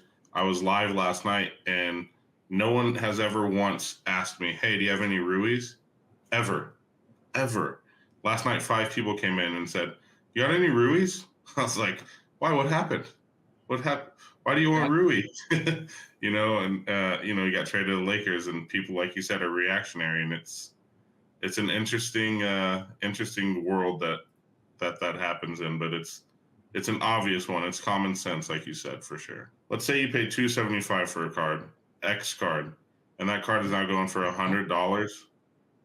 You can time up the market and let that player do something and then throw it on the bait, and you just have to take your losses at this point. I think if you're those people, right, that really bought a card that I don't see ever getting back to $275, I think they have to be at peace with that, because they won't get it back, or they're just going to continue to get frustrated and then rage quit, if you will. Yeah, I mean, you have to cut your losses sometimes, and the next one you'll do better because you'll have more knowledge and more experience. And the next card, if you bought that card for $275, you sold it for $100.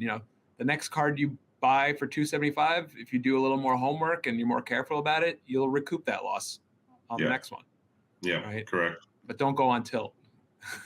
Yes, for sure. So this is my favorite part every time. I usually ask people that are on with me to show me their 2 or 3 favorite PC pieces. I've seen some of your stuff. It's incredible. So I'm curious to see or hear why these are your favorite PC pieces. So what you got? Yeah, sure. So I mentioned it when we started, but the 1968 Topps Nolan Ryan, Jerry Kuzman rookie card is really an iconic card to me. I remember my brother and I finding my dad's collection. He had 4 of them just in a page, right? That has an emotional attachment to that for me. I knew who Nolan Ryan was even as a little kid, and he wasn't even playing when I was 9, 10 years old. So it makes me think of my dad. It's the first card that I owned that was worth something. And he was on the Mets. So even though I'm a Yankee fan, I'm from New York. There's a lot of reasons why I like that card. Another favorite card I have is 2001 Upper Deck SP game used dual jersey of Mickey Mantle and Joe DiMaggio. That was one of the first products where they guaranteed a jersey card in a pack.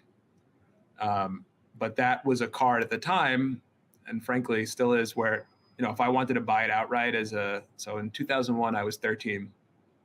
I didn't have $500 or $800 or whatever you want to say the card's worth at the time. So I could never afford it. And then I was at a card show and I saw it, and fortunately I can afford it now. And I had to have it. Mickey Mantle makes me think of my dad. He was a big Mickey Mantle fan. Actually, I have a picture of him with Mickey Mantle hanging in my office. Oh, that's cool. But that's another card I love just because it's something I wanted as a kid that I couldn't afford, and now I have it. And the last one I'll share is, so I'm sure if people are familiar at some point with, Upper Deck came out with Sweet Spot. So that was 2001 also, I believe. So it had the baseball leather in the card. I think they were 1 in every 2 boxes, but that was the second time they did that. So the first time they did it was 2000 Fleer Showcase. So I was at the flea market in Long Island, and a $50, $60 box at the time was a lot of money for a 12-year-old. Right? Yeah, for sure. And I bought about 1 box of Fleer Showcase. I'll never forget, it was kind of like torn on the side, so I thought it was like kind of opened already, but I bought it anyway. And we were at the drive-thru at Wendy's with my mom driving the minivan with my friends. And I'm opening the box in the car, and there's a really thick card in the middle. And this isn't, 2023 where every box has 7 thick cards in it. Sure, like, yes. What the hell is that? And I open it up, and it was the Nomar Garciaparra Fleer Showcase Sweet Sigs autograph. They were 1 per case. And then I remember getting home, and I looked it up on eBay, and I find out it's a short print of 53. So at the time, it was worth $400 or $500, if you can believe it. And that was like $1 million to a 12-year-old. So I sold it on eBay. Yeah. Got the money. So here we are 23 years later. I'm missing 1 card. So collectors out there, I'm looking for the Roger Clemens Sweet Sigs 2000 Fleer Showcase autograph for the complete set. But I think it's a short print of 53 or 57, the Nomar, but I have 3 of them now because I just had to buy them. I think I paid $50 or so a piece. And there's A-Rod in that set, and Nolan Ryan and Tony Gwynn, and it's just. So you need the rocket. Yeah, I need the rocket. It's my favorite set, and that was the first big card I ever pulled, and I'll keep those forever. Dude, what a story! You remember where you were in the Wendy's drive-thru, mom driving the minivan. That's cool. See, this is how you know you're a collector, because you have these stories that go with your PC pieces, so that's an emotional attachment, which. You didn't really mention any cards that are incredibly over the moon price skyrocket high, right? So that's really cool, man. The Wendy's story that's an epic story. I have people who are in the car that I'm still, including my brother, but friends with today that I could attest to that story. Wow, that's really cool. Well, listen, I appreciate your time. We went maybe a little bit longer than we thought. I think you and I could probably talk another hour if we wanted to. Feels that way. Yeah, but I know you got things to do. Thank you for your time again, and this was a lot of fun. And I get back to your real life schedule, your regularly scheduled plans. Al, this was great. I appreciate you having me on. I really enjoyed it. I could talk to you forever. Great show. Please support the show. Al's a great guy. Thanks, dude. Appreciate it.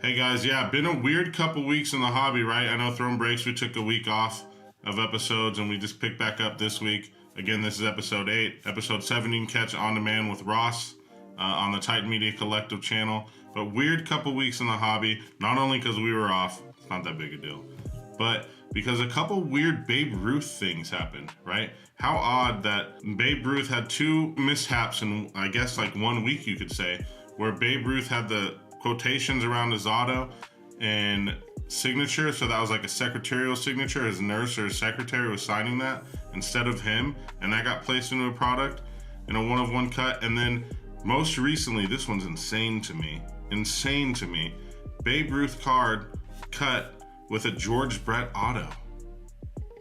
Their autos don't even look remotely the same. It was a George Brett auto cut with a Babe Ruth card. I mean, how does that happen? That is wild to me. Very unfortunate. Just another mistake. It's weird. You would think. Also, I highlighted too a couple in Spectra football. Again, you would think in these higher end products, these mistakes wouldn't happen. 2 patches in 1 week. In Spectra football, Ahmad Sauce Gardner, he's a Jet, Redskins patch. I would say Commanders, but it was literally a Redskins patch. Ridiculous. And then Bailey Zappi, Patriot player, Dolphins patch.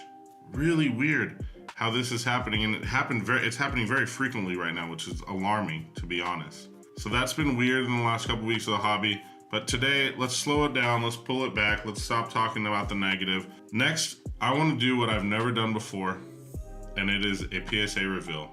It's kind of shocking that it's my first ever PSA reveal. I've always been just rock cards only.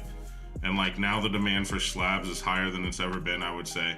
So I decided to, whatever, let's give it a shot, right? So I submitted through From Santos Island.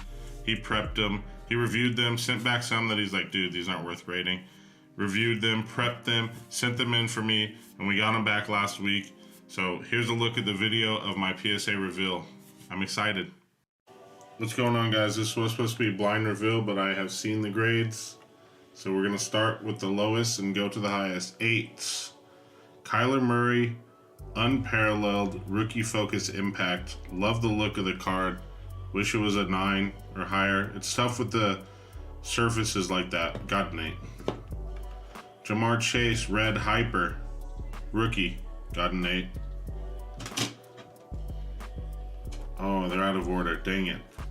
T-Law 9, the rookies. Trevor Lawrence. Herbert, elite series rookie. 9. Saquon Barkley, stained glass. He's had quite the year. Quite the resilient year. Comeback player candidate. Zach Wilson, hollow. 9. Wonder what's gonna happen with Zach Wilson. Tylan Wallace. Told you they're out of order. Gold, 2 of 10. That's a PSA 10. Kobe rookie. Hoops, 96. That's an 8. Mahomes jersey match to 49. A 9. Josh Allen, Jim Kelly. Josh Allen rookie. Another 9. Kobe rookie. 9er. Another 9 there. Herb Jones auto. 9.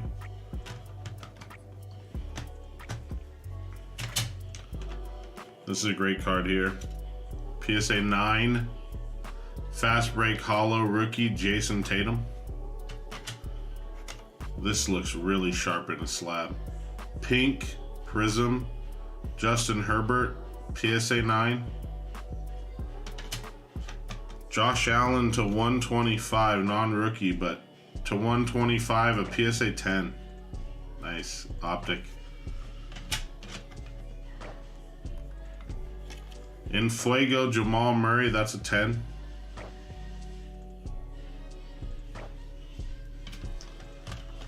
Tatum Snow Globe to 49, somehow got a 10. That's pretty freaking cool. That is pretty freaking cool on the Snow Globe 10. Trey Young, luck of the lottery rookie, another 10, I dig it. How about another Tatum to 149, another 10 on the Tatum. Yep. Anthony Simons auto to 49, that's a 9. Focus. And last, but certainly not least, a press proof premium variation, Justin Jefferson, PSA 10. Pretty sweet. Overall, I'm happy with my PSA reveal. I went through From Santos Island. If you don't know him, you should. Great dude. He preps and reviews before you send off. I sent him 30 to send in, or 32 to send in. He sent me 11 back, and we sent these 21. I'm happy with it. He's a great dude. He made it really easy, really simple. You know, reach out if you have questions about it, if you want to use him or whatever. PSA sub guy, Santos Island. But that was it. Pretty happy with him. Yeah, you see, I'm pretty happy with the grades. Got a few 10s. A couple of those were my friend Greg's. A couple of them were for my boss's dad, the Kobe Bryant rookies. He's happy with his 9 and his 8. I'm overall pretty happy. Bummed about a couple of the 8s. I think the Kyler Murray rookie focus one to 75. That coming back as an 8, that kind of hurt. I was like, oh, I thought it was a 9 at least, you know. But you heard me in the video saying, I think this is a 9, maybe a 10. I got shocked sometimes, but we were pretty spot on for the most part after what Santos sent to me, telling me what to expect and that stuff. So a couple of 8s hurt, but it's okay. Overall, very happy, very pleased with the entire experience with Santos Island. If you don't know him, he's at From Santos Island on Instagram. Hit him up, easy to work with. It was a pleasure the entire way. So again, thanks for that, Santos. Maybe we'll have you on an episode soon enough. We'll see. I'd love to do that. We can talk about the whole process and maybe help out each other in that way. All right, so once again, big thanks to Daniel for joining me today. I'm hoping that you guys were happy with my PSA reveal just like I was, and you enjoyed this entire episode. Episode 8 of Thrown Breaks. Let's not have any more mistake patches. Let's not have any more mistake signatures. And as always, don't forget how awesome you are. Until next time, peace.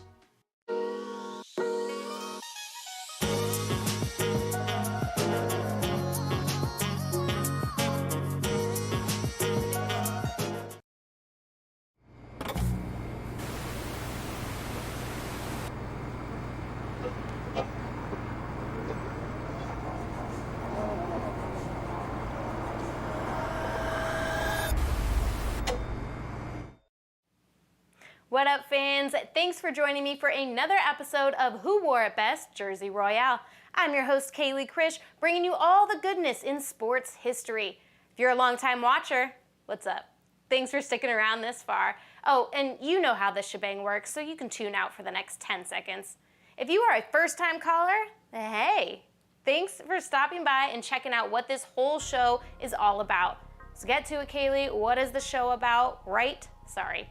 Each week, I pick a number, and this time, you guys, I actually did ask Google to help. I had Google generate a number between 0 and 99, and the number that popped up is the one we are doing tonight.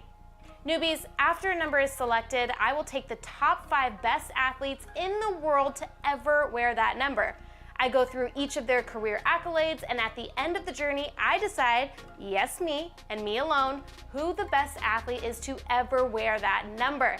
It's a good time, so stick around. Let's have some fun.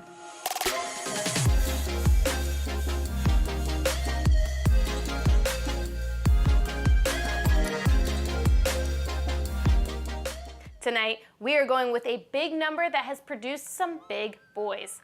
Let's take a look at the number 54. 54, you say? Who even wears 54? Lucky for you all, knowing is what I do. So let's get into it. First up to wear our number this week is number 54, Randy White. Now, Randy played his entire 14-year career from 1975 to 1988 with the Dallas Cowboys. He was selected 2nd overall, only the 2nd defensive tackle ever taken with the first 2 draft picks. He had been such a standout at the University of Maryland, winning numerous awards, including the Lombardi Award, the ACC Player of the Year Award, and the UPI Lineman of the Year Award. And even in a bowl game that Maryland lost, Randy White was still named the game MVP, and in 1994, he was elected into the College Football Hall of Fame. After being moved to defensive end, White's 3rd season with the Cowboys would prove to be his breakout year. He was named to his first All-Pro team, his first Pro Bowl, and as a co-MVP of Super Bowl 12 with teammate Harry Martin. This would make him only one of 10 defensive players to win that honor. Next season, White just kept rolling. He was named NFC Defensive Player of the Year, and from there would be named to 9 consecutive All-Pro and Pro Bowl teams. Randy White would retire in 1988, having played 209 games in 14 seasons, only missing 1 during that span. And at the time of his retirement, he had played the 2nd most of any Dallas Cowboy in history. During his career, he played in 3 Super Bowls, 6 NFC Championship games, and tallied 1,104 tackles, 701 of them being solo, and 111 sacks. White was elected into the Pro Football Hall of Fame in 1994 and has been added to the Cowboys Ring of Honor.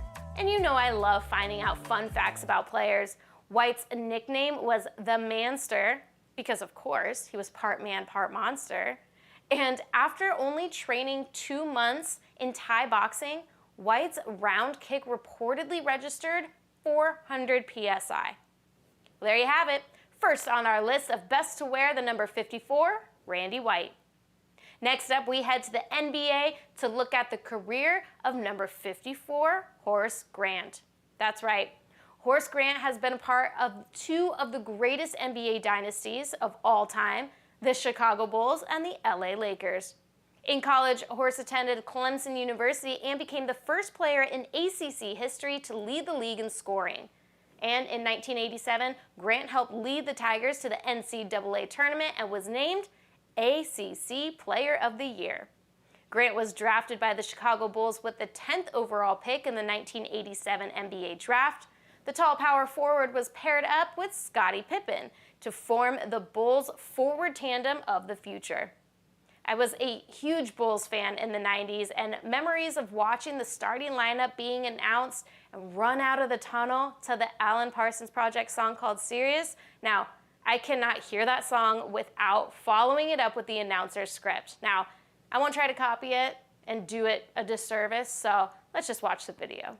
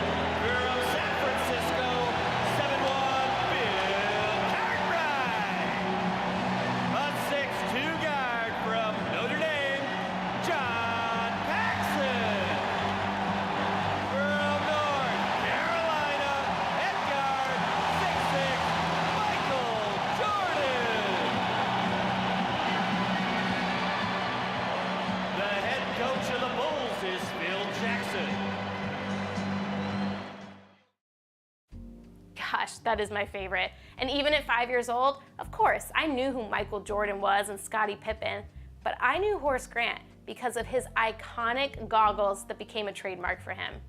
In '88, Grant moved to the starting lineup and immediately became the Bulls' main rebounder and established himself as the Bulls' third scoring option after MJ and Pippen, forming one of the league's best trios. Grant was noted for his defensive play and was selected 4 times for NBA All-Defense Team. During his tenure with the Bulls, he won 3 consecutive NBA championships in '91, '92, and '93.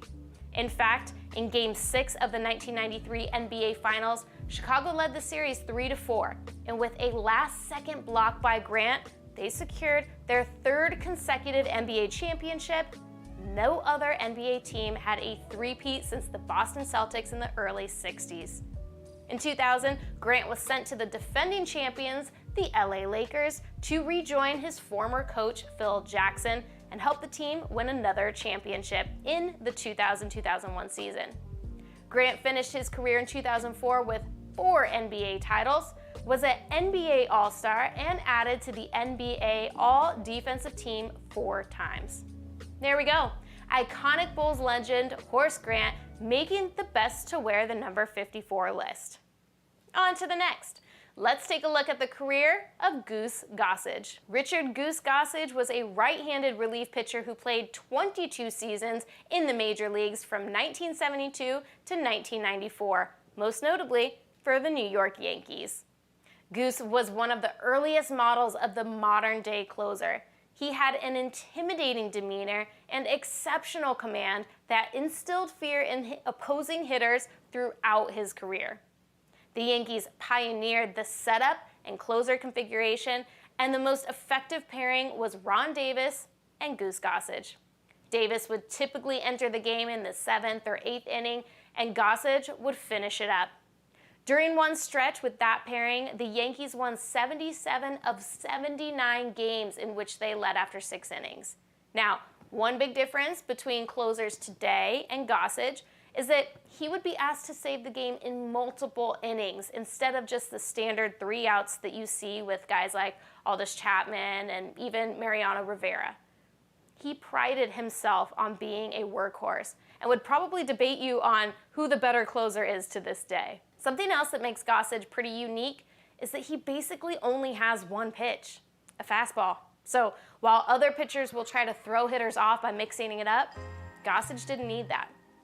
During his career, Gossage led the American League in saves 3 times and was runner-up twice. By the end of the 1987 season, he ranked 2nd in Major League career saves, trailing only Rollie Fingers. He was also a 9-time All-Star, was a World Series champion, and won the AL Rolaids Relief Man Award in 1978. One of the reliever's most memorable saves came in 1978 when he earned the save in the Yankees' 1-game playoff against the Boston Red Sox for the AL East title.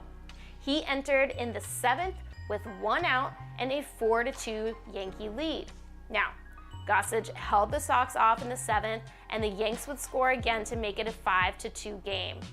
At first, I'm sure the fans were all feeling great, but then Goose allowed 2 more runs in the 8th, making the score 5-4. The fans have got to be sweating now. Now with 2 outs and 2 on, Goose Gossage and his rival faced off. He got Carl to pop up to 3rd, and Gossage recorded his 27th save of the season, which would be the number that won him his 2nd AL Saves Leader Award. That same year, Goose would also be on the mound when the Yanks clinched the pennant in the ALCS against the Royals, and when the Yankees captured the World Series title against the LA Dodgers for their 2nd consecutive championship. Gossage is ultimately respected for his impact in crucial games, recording the final out to clinch a division, league, or World Series title 7 different times. Goose is also known for some memorable moments in MLB history. While pitching for the Padres in Game 5 of the 1984 World Series against the Detroit Tigers, headstrong Goose Gossage would end up costing himself a ring. Now, despite getting signs from the manager to intentionally walk Kirk Gibson, on the 2nd pitch of the at-bat, Gibson homered to deep right field, clinching the World Series win for the Tigers. Another memorable moment in 1986, it was Gossage who struck out Pete Rose in Rose's final major league at-bat. In his career, Gossage pitched 1,002 games and finished 681 of them, earning 310 saves. Per 9 innings pitched, he averaged 7.45 hits allowed and 7.47 strikeouts. Goose ranks 3rd in wins in relief with 115 and innings pitched in relief with 1,556 and 2/3. His 1,502 strikeouts place him behind only Hoyt Wilhelm among pitchers who pitched primarily in relief. And through 1987 to 1983, Goose never recorded an ERA over 2.62, including his best of .77 in 81. In 2008, Goose Gossage was inducted into the Baseball Hall of Fame with an 85.8% vote, which is remarkable support for a relief pitcher. And on June 22nd, 2014, the Yanks awarded him a plaque in Monument Park for his outstanding play for the Boys in the Pinstripes. There we go. 3rd on our list of the best to wear, number 54.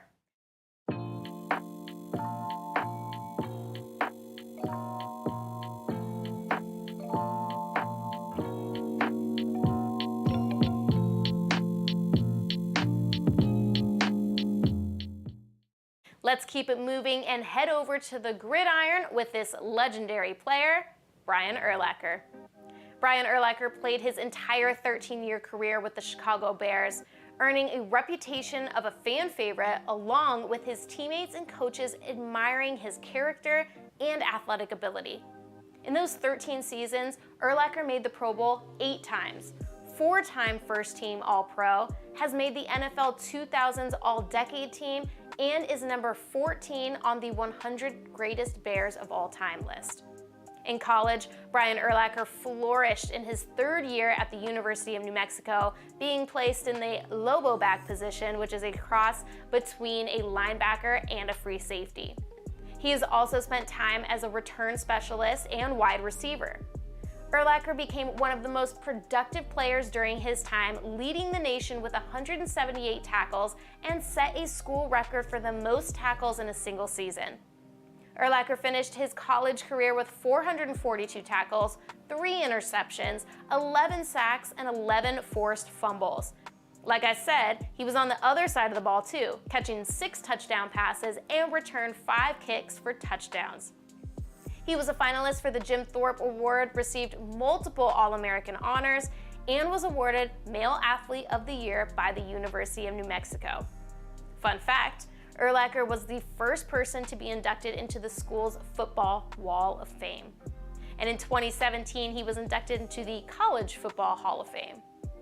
Now, Urlacher was considered one of the most talented collegiate prospects in the 2000 NFL Draft and impressed spectators and analysts at the NFL Combine, benching 225 pounds 27 times and completing the 40-yard dash in 4.5 seconds. And as we know, the Bears would draft him with the 9th overall pick. In Urlacher's rookie season, he led the Bears with 124 tackles and 8 sacks, both those records surpassing the franchise's previous rookie records. He would earn Defensive Player Rookie of the Year. The next season, he would continue to be a productive playmaker, having one of his best games against the Falcons and fellow Who Wore It Best nominee Michael Vick. In this game, Urlacher held the scrambling extraordinaire to just 18 rushing yards and recorded a forced fumble and a sack. He also returned one of Vick's fumbles for a 90-yard touchdown. 2005 would prove to be another amazing year for Urlacher. He would win NFL Defensive Player of the Year after leading a defensive team who allowed the fewest points per game and created more turnovers than any other team in the NFC.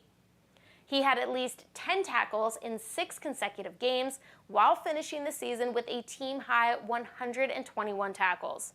In 2013, Urlacher announced his retirement. In 182 games in the NFL, Urlacher started all but 2, the 3rd most in franchise history. Along with a team record 1,779 tackles, 41.5 sacks, 22 interceptions, 16 fumble recoveries, and 11 forced fumbles. On his first year of eligibility, Urlacher was inducted into the Pro Football Hall of Fame. And there we go, rounding out number 4 on our list tonight, number 54, Brian Urlacher. Last up on tonight's Who Wore It Best, from one linebacker to another, number 54, Bobby Wagner. Bobby Wagner is an NFL inside linebacker who played the first 10 years of his career with the Seattle Seahawks, earning himself 8 Pro Bowls, appearing in 2 Super Bowls, and a 6-time first-team All-Pro. Prior to the 2012 NFL Draft, Wagner was invited to the Senior Bowl, which is a great scouting opportunity for guys who aren't necessarily at the top of the draft boards. Well, he took that opportunity to heart and recorded 22 combined tackles and an interception as the North defeated the South 23-13. Wagner was named Senior Bowl MVP and was invited to the NFL Combine. Now, unfortunately, due to pneumonia, Wagner could not make the Combine. So what did he do? He brought the Combine to the Scouts in his Utah State Pro Day, displaying versatility and athleticism, which helped solidify him as a top linebacker. His 40-yard dash and broad jump would have finished first among all the linebackers in the NFL Combine, and his vertical jump would have tied him for first. That pro day paid off as the Seattle Seahawks drafted him in the 2nd round. In his first 2 games as an NFL linebacker, Wagner recorded 9 combined tackles and made his first career sack. Clearly, Wagner wasn't there to make friends. In his rookie season, Wagner finished with 140 combined tackles, 87 of those solo, 4 pass deflections, 3 interceptions, and 2 sacks in just 15 starts. In his first career playoff game, Wagner recorded 9 combined tackles. In just Bobby's 2nd season and finishing with 120 combined tackles, 7 pass deflections, 5 sacks, and 2 interceptions, the Seahawks would reach Super Bowl 48, and with the help of Wagner's 10 combined tackles, the Hawks destroyed the Broncos 43-8. In the 2014 season, the Seahawks would, for the third consecutive year, be ranked number 1 in defense. Wagner finished the season with 104 combined tackles, 9 tackles for loss, 3 pass deflections, and 2 sacks. The Hawks would make their second consecutive visit to the Super Bowl, this time losing to Tom Brady and the Patriots with the infamous, why did they pass the ball? 1 yard to go, and instead of letting Beast Mode run through everyone like he had done his entire career, you attempt to pass? Okay, sorry, I digress. In 2016, Wagner would lead the NFL in tackles with 167 combined tackles, 85 of those solo, 4.5 sacks, 3 pass deflections, and an interception. He would do so again in 2019 with 159 combined tackles, 86 of those solo, 3 sacks, and 7 tackles for loss. In 2022, Wagner signed with the defending Super Bowl champions, the LA Rams, and despite their 5-2 season, the linebacker managed to record 140 tackles and 6 sacks, the most in a single season for him so far in his career. Wagner is a shoo-in for the Hall of Fame when he decides to hang up those cleats. And there we go, your 5 nominees for Who Wore It Best, number 54. As always, let's recap on who made the list. Now, people, it was a little difficult to narrow down the nominees to just 5. Guys like Teddy Bruschi, Dante Hightower, Zach Thomas, Aldous Chapman, they missed the cut. So if you think any of those guys should be here instead of the ones that I chose, let me know in the chat. All right, back to the recap. We have Super Bowl 12 co-MVP Randy White, 4-time NBA champion Horace Grant, 3-time AL season saves leader Goose Gossage, Hall of Fame linebacker Brian Urlacher, and finally, 2-time NFL tackles leader Bobby Wagner. And you know the drill by now. If you've missed any of the Who Wore It Best episodes, head on over to the Titan Media Collective YouTube channel where you can select playlists and find all the episodes to catch up on. And if you haven't already, why don't you go ahead and like and subscribe to the channel?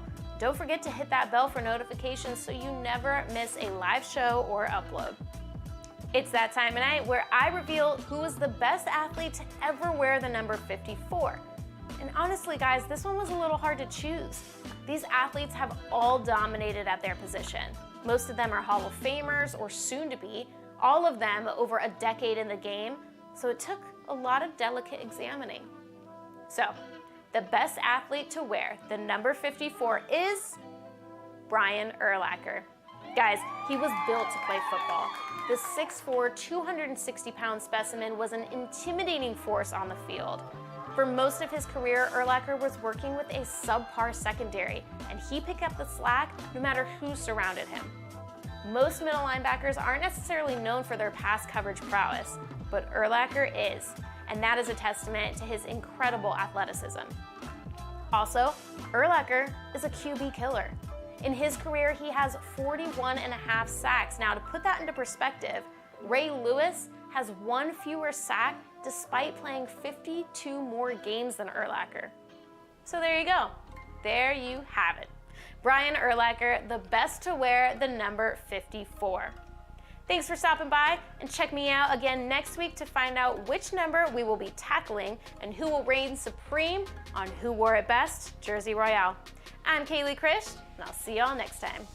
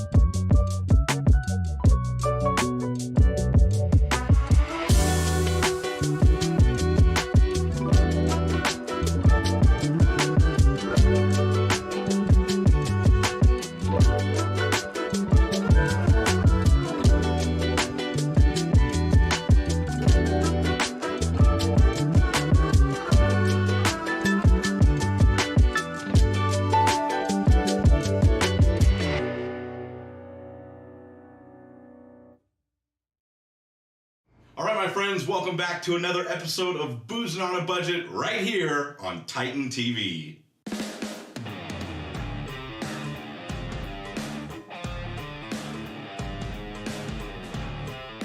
Well, it's the new year, and it's January, and you hear a lot of people talking about dry January. Wah, wah. While I'm not participating in dry January, I do have goals to decrease the amount that I'm drinking really over the course of this year and moving forward. This may not be something you ever thought you would hear or that I would address here on an alcohol show, but I mean, I'm gonna be very, very honest. We're in the truth tree, in the trust nest, right? I always want to be honest. I literally drank my way through COVID. I drank a lot through COVID. I think a lot of people did. It became like a nightly thing. Like, what else were we doing? We're sitting at home, and I literally burned through my entire wine collection during COVID. I had a decent amount of wine and I just drank it all. So I want to talk a little bit about moderation. Why am I starting the show like this? Well, again, I'm not doing dry January. I just kind of wanted to be honest with you guys. I have been drinking a little more than I'm comfortable with. It started out with researching and learning, and then all that was happening, and then COVID hit, and boom. I mean, I really went hard at it. And then I started making content around all the stuff that I was learning, and I just started drinking a lot. And so I want to lose some weight, I want to be healthier, and I don't want to be around, right? I want to be around for my family, I want to be around so that I can enjoy booze and wine and whiskey for a long, long time to come. So I just kind of wanted to open the show up with some honesty. I kind of want to get back to where I started, which was just learning and researching and tasting. Really, it came down to, I could have a glass of wine just to taste it. I could have a little bit of whiskey just to taste it. And then things just started rolling, and tasting became drinking. And so I'm wanting to get back to the side of researching and tasting a little bit more, and a little less of drinking to the point of just, you know, blacking out or falling asleep or whatever. Hey, we're in the truth tree, baby, the trust nest. It's hard, right? I mean, it's addictive. Let's be real. You start getting into it, it starts becoming a nightly thing, and just the habit of having a drink every night becomes a thing. So suffice it to say, guys, moderation is a good thing. Those are some of the goals I'm looking for, just to drink a little bit less as we move forward so that I can go back to really just enjoying it and have a long, healthy life. So, a friend of mine came by this week. He's actually just about to graduate from his bartending school, and he brought his book by. He said, dude, check this out, man. And I was just kind of flipping through it. Serves me right. I flip right to the spirits and the whiskey and the Scotch page. But these types of literature, now this is what he got for his bartending class, but there's a million little pieces of books, pamphlets. Total Wine has pamphlets you can check out. This just got me remembering all the stuff that I was into, man. And there's so much history. This is talking about the history of the Sazerac in New Orleans. This happens to be, I thought this was interesting here, bartending class in Las Vegas. And it is the Big Easy Bartending Guide. So it has a New Orleans theme to it. But look for this stuff. This is where I got started, just fascinated by reading and researching this stuff. This is talking about equipment, all the things that bartenders need. There's books like this for wine, beer, rum, tequila. And I was just fascinated by it. So I wanted to bring this up, show you guys. It just kind of got me thinking about where I was before, where it was more of a night of reading and researching and less just, you know, going really hard at the booze. So go find your books, go check it out. It's a lot of fun, and you will increase your knowledge, which we love to do around here. Unfortunately, I keep on finding things that say alcohol is literally poison, and I guess it is to your body.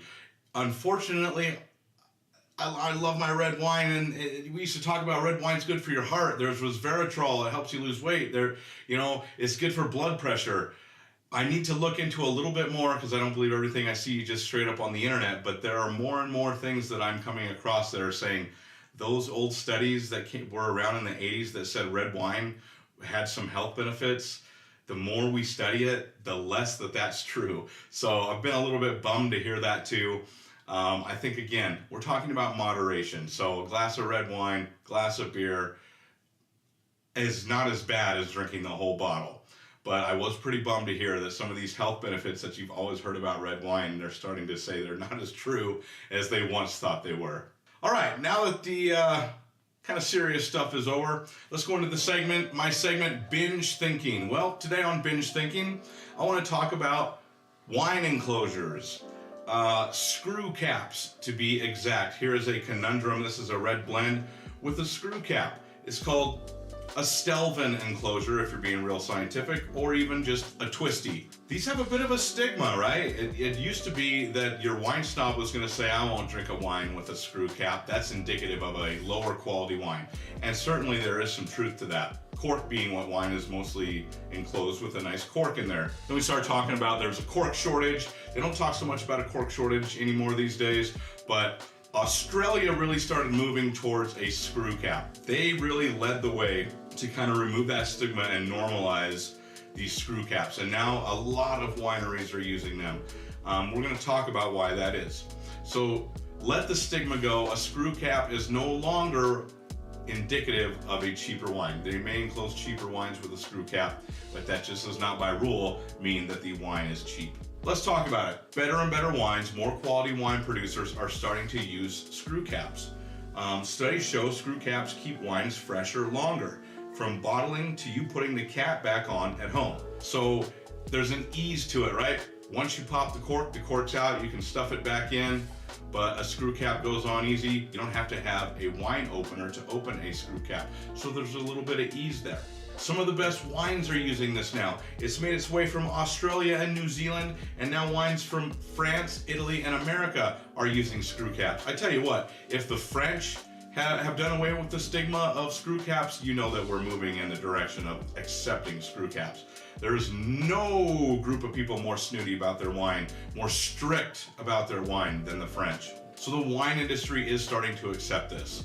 They're recyclable. That's the other thing. You can recycle your screw tops. That's a good thing. It's a little bit more sustainable. One of the first things that popped into my mind when talking about this is, can you age a wine with a screw cap? One of the beauties of cork is that given the nature of the cork, some of the holes in the cork, it's semi-permeable, right? It's letting little tiny bits of oxygen in over time, which is a big part of the wine aging process. That oxygen is creeping into your bottle and that's helping it to sort of age and develop secondary flavor characteristics. And so I'm like, well, will a screw cap even let in any oxygen? It does let in some oxygen. You can age wines with a screw cap. In fact, they're saying now that screw caps are better for aging certain types of wines because it's more consistent. Some corks have more air pockets, some have less. They do have some systems for that, but your screw caps pretty much across the board are very consistent. It's letting in less oxygen, which is actually helping the wine to age at a slower, more consistent rate. So they are able to age wine with a screw cap, and they're finding that it's aging more consistently. Interesting. Probably one of the best reasons that you can accept a screw cap, or that screw caps are starting to have their time, is because there's an issue with corks called corking wine, or the wine is corked, right? It's called cork taint, where something in the cork taints the wine because the wine comes up against the cork and is exposed to the cork, and then it taints that wine. So we call that cork taint, or the wine is corked. Well, what does that mean? The most common culprit of corked wine is 2,4,6-trichloroanisole, or TCA. That is something is formed in the tree bark in fungi, mold, or certain bacteria come into contact with a group of fungicides and insecticides collectively referred to as polyphenols. And so, how do you know, what does a corked wine taste like? A corked wine is described, I've had corked wine a couple times. A corked wine, when you pop that wine open and it smells like wet cardboard or wet newspaper or like a moldy basement, that is a sign that the wine is corked. Another sign is when you pop your wine open and there's like no smell, no flavor. It's just very muted is what they would call that. That's another sign of a flawed or a corked wine.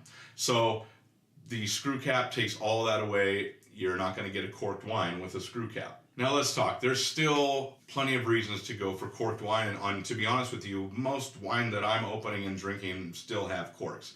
Cork is a fine enclosure. We've been using it for years and years. It does let some oxygen in to age. You can re-cork your wine bottle, stuff like that. A lot of people really like that tradition of getting their corkscrew, digging into the wine, and popping that cork out of the wine. I happen to enjoy that bit myself. However, we're starting to really accept these screw caps, these twisties, and I'm here for it, man. Anything where we can really advance in the science and the art of wine making and wine aging and starting to accept things that were maybe once not acceptable, I'm for it. You know that it's really moving the culture forward. All right, let's move on to my segment, Drink of the Week. Well, I'm gonna open this Huddle. It's from a local Las Vegas brewery here. Huddle Brewing Company, a hoppy amber. Kind of taking the classic amber style and hopping it up with some hops. Whoa, dad joke. This isn't a classic amber ale, it's been upgraded Vegas style. A hoppy punch to your nose grabs your attention, and we had to punch up the ABV to double sevens, baby. It's coming in at 7.7% alcohol by volume.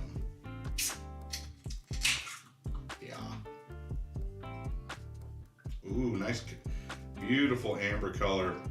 The color on that.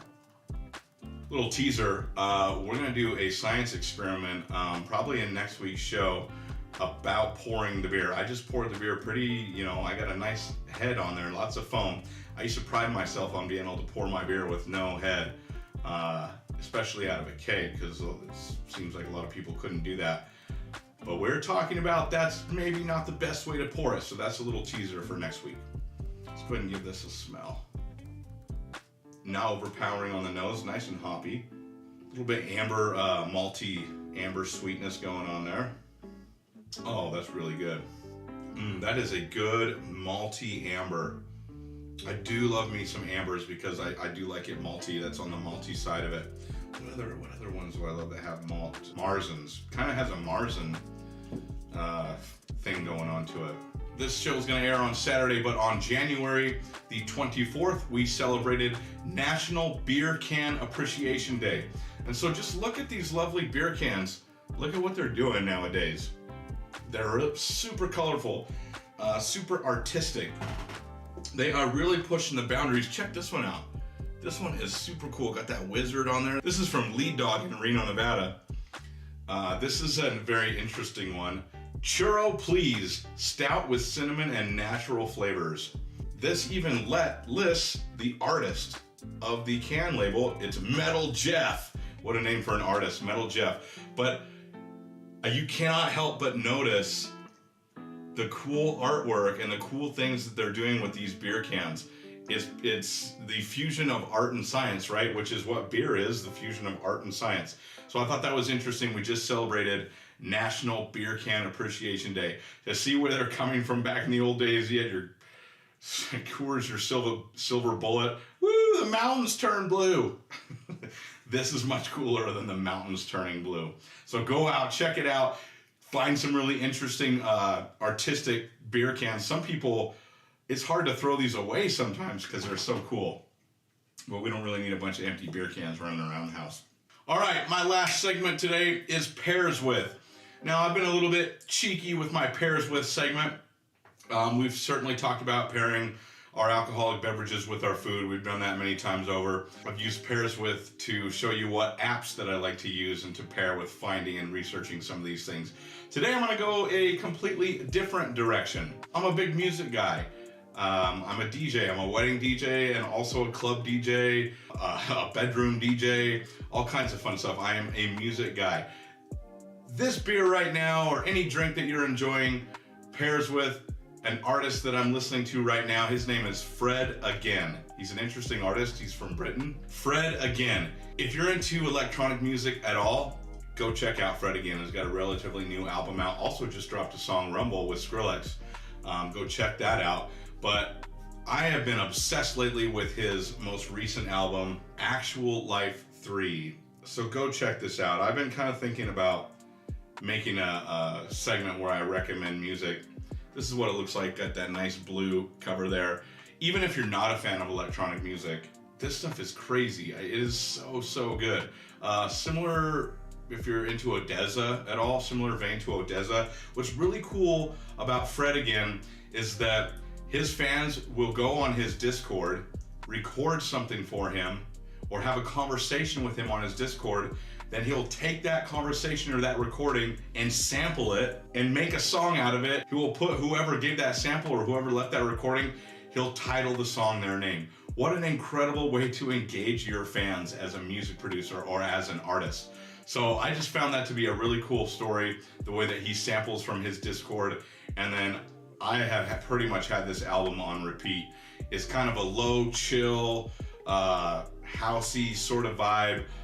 I don't know. Check it out. I would love to hear what you guys think about Fred again. Put it in the comments, comment on YouTube, or just do yourself a favor, check out Fred again. All right, my friends, thank you so much for joining me here tonight on this episode of Boozin' on a Budget. Want to shout all the creators out and editors on TitanTV as we make our way through the other half of the season. It's been a fun ride. Get yourself something cold to drink, but do it in moderation. Thank you so much, guys. We'll see you next time.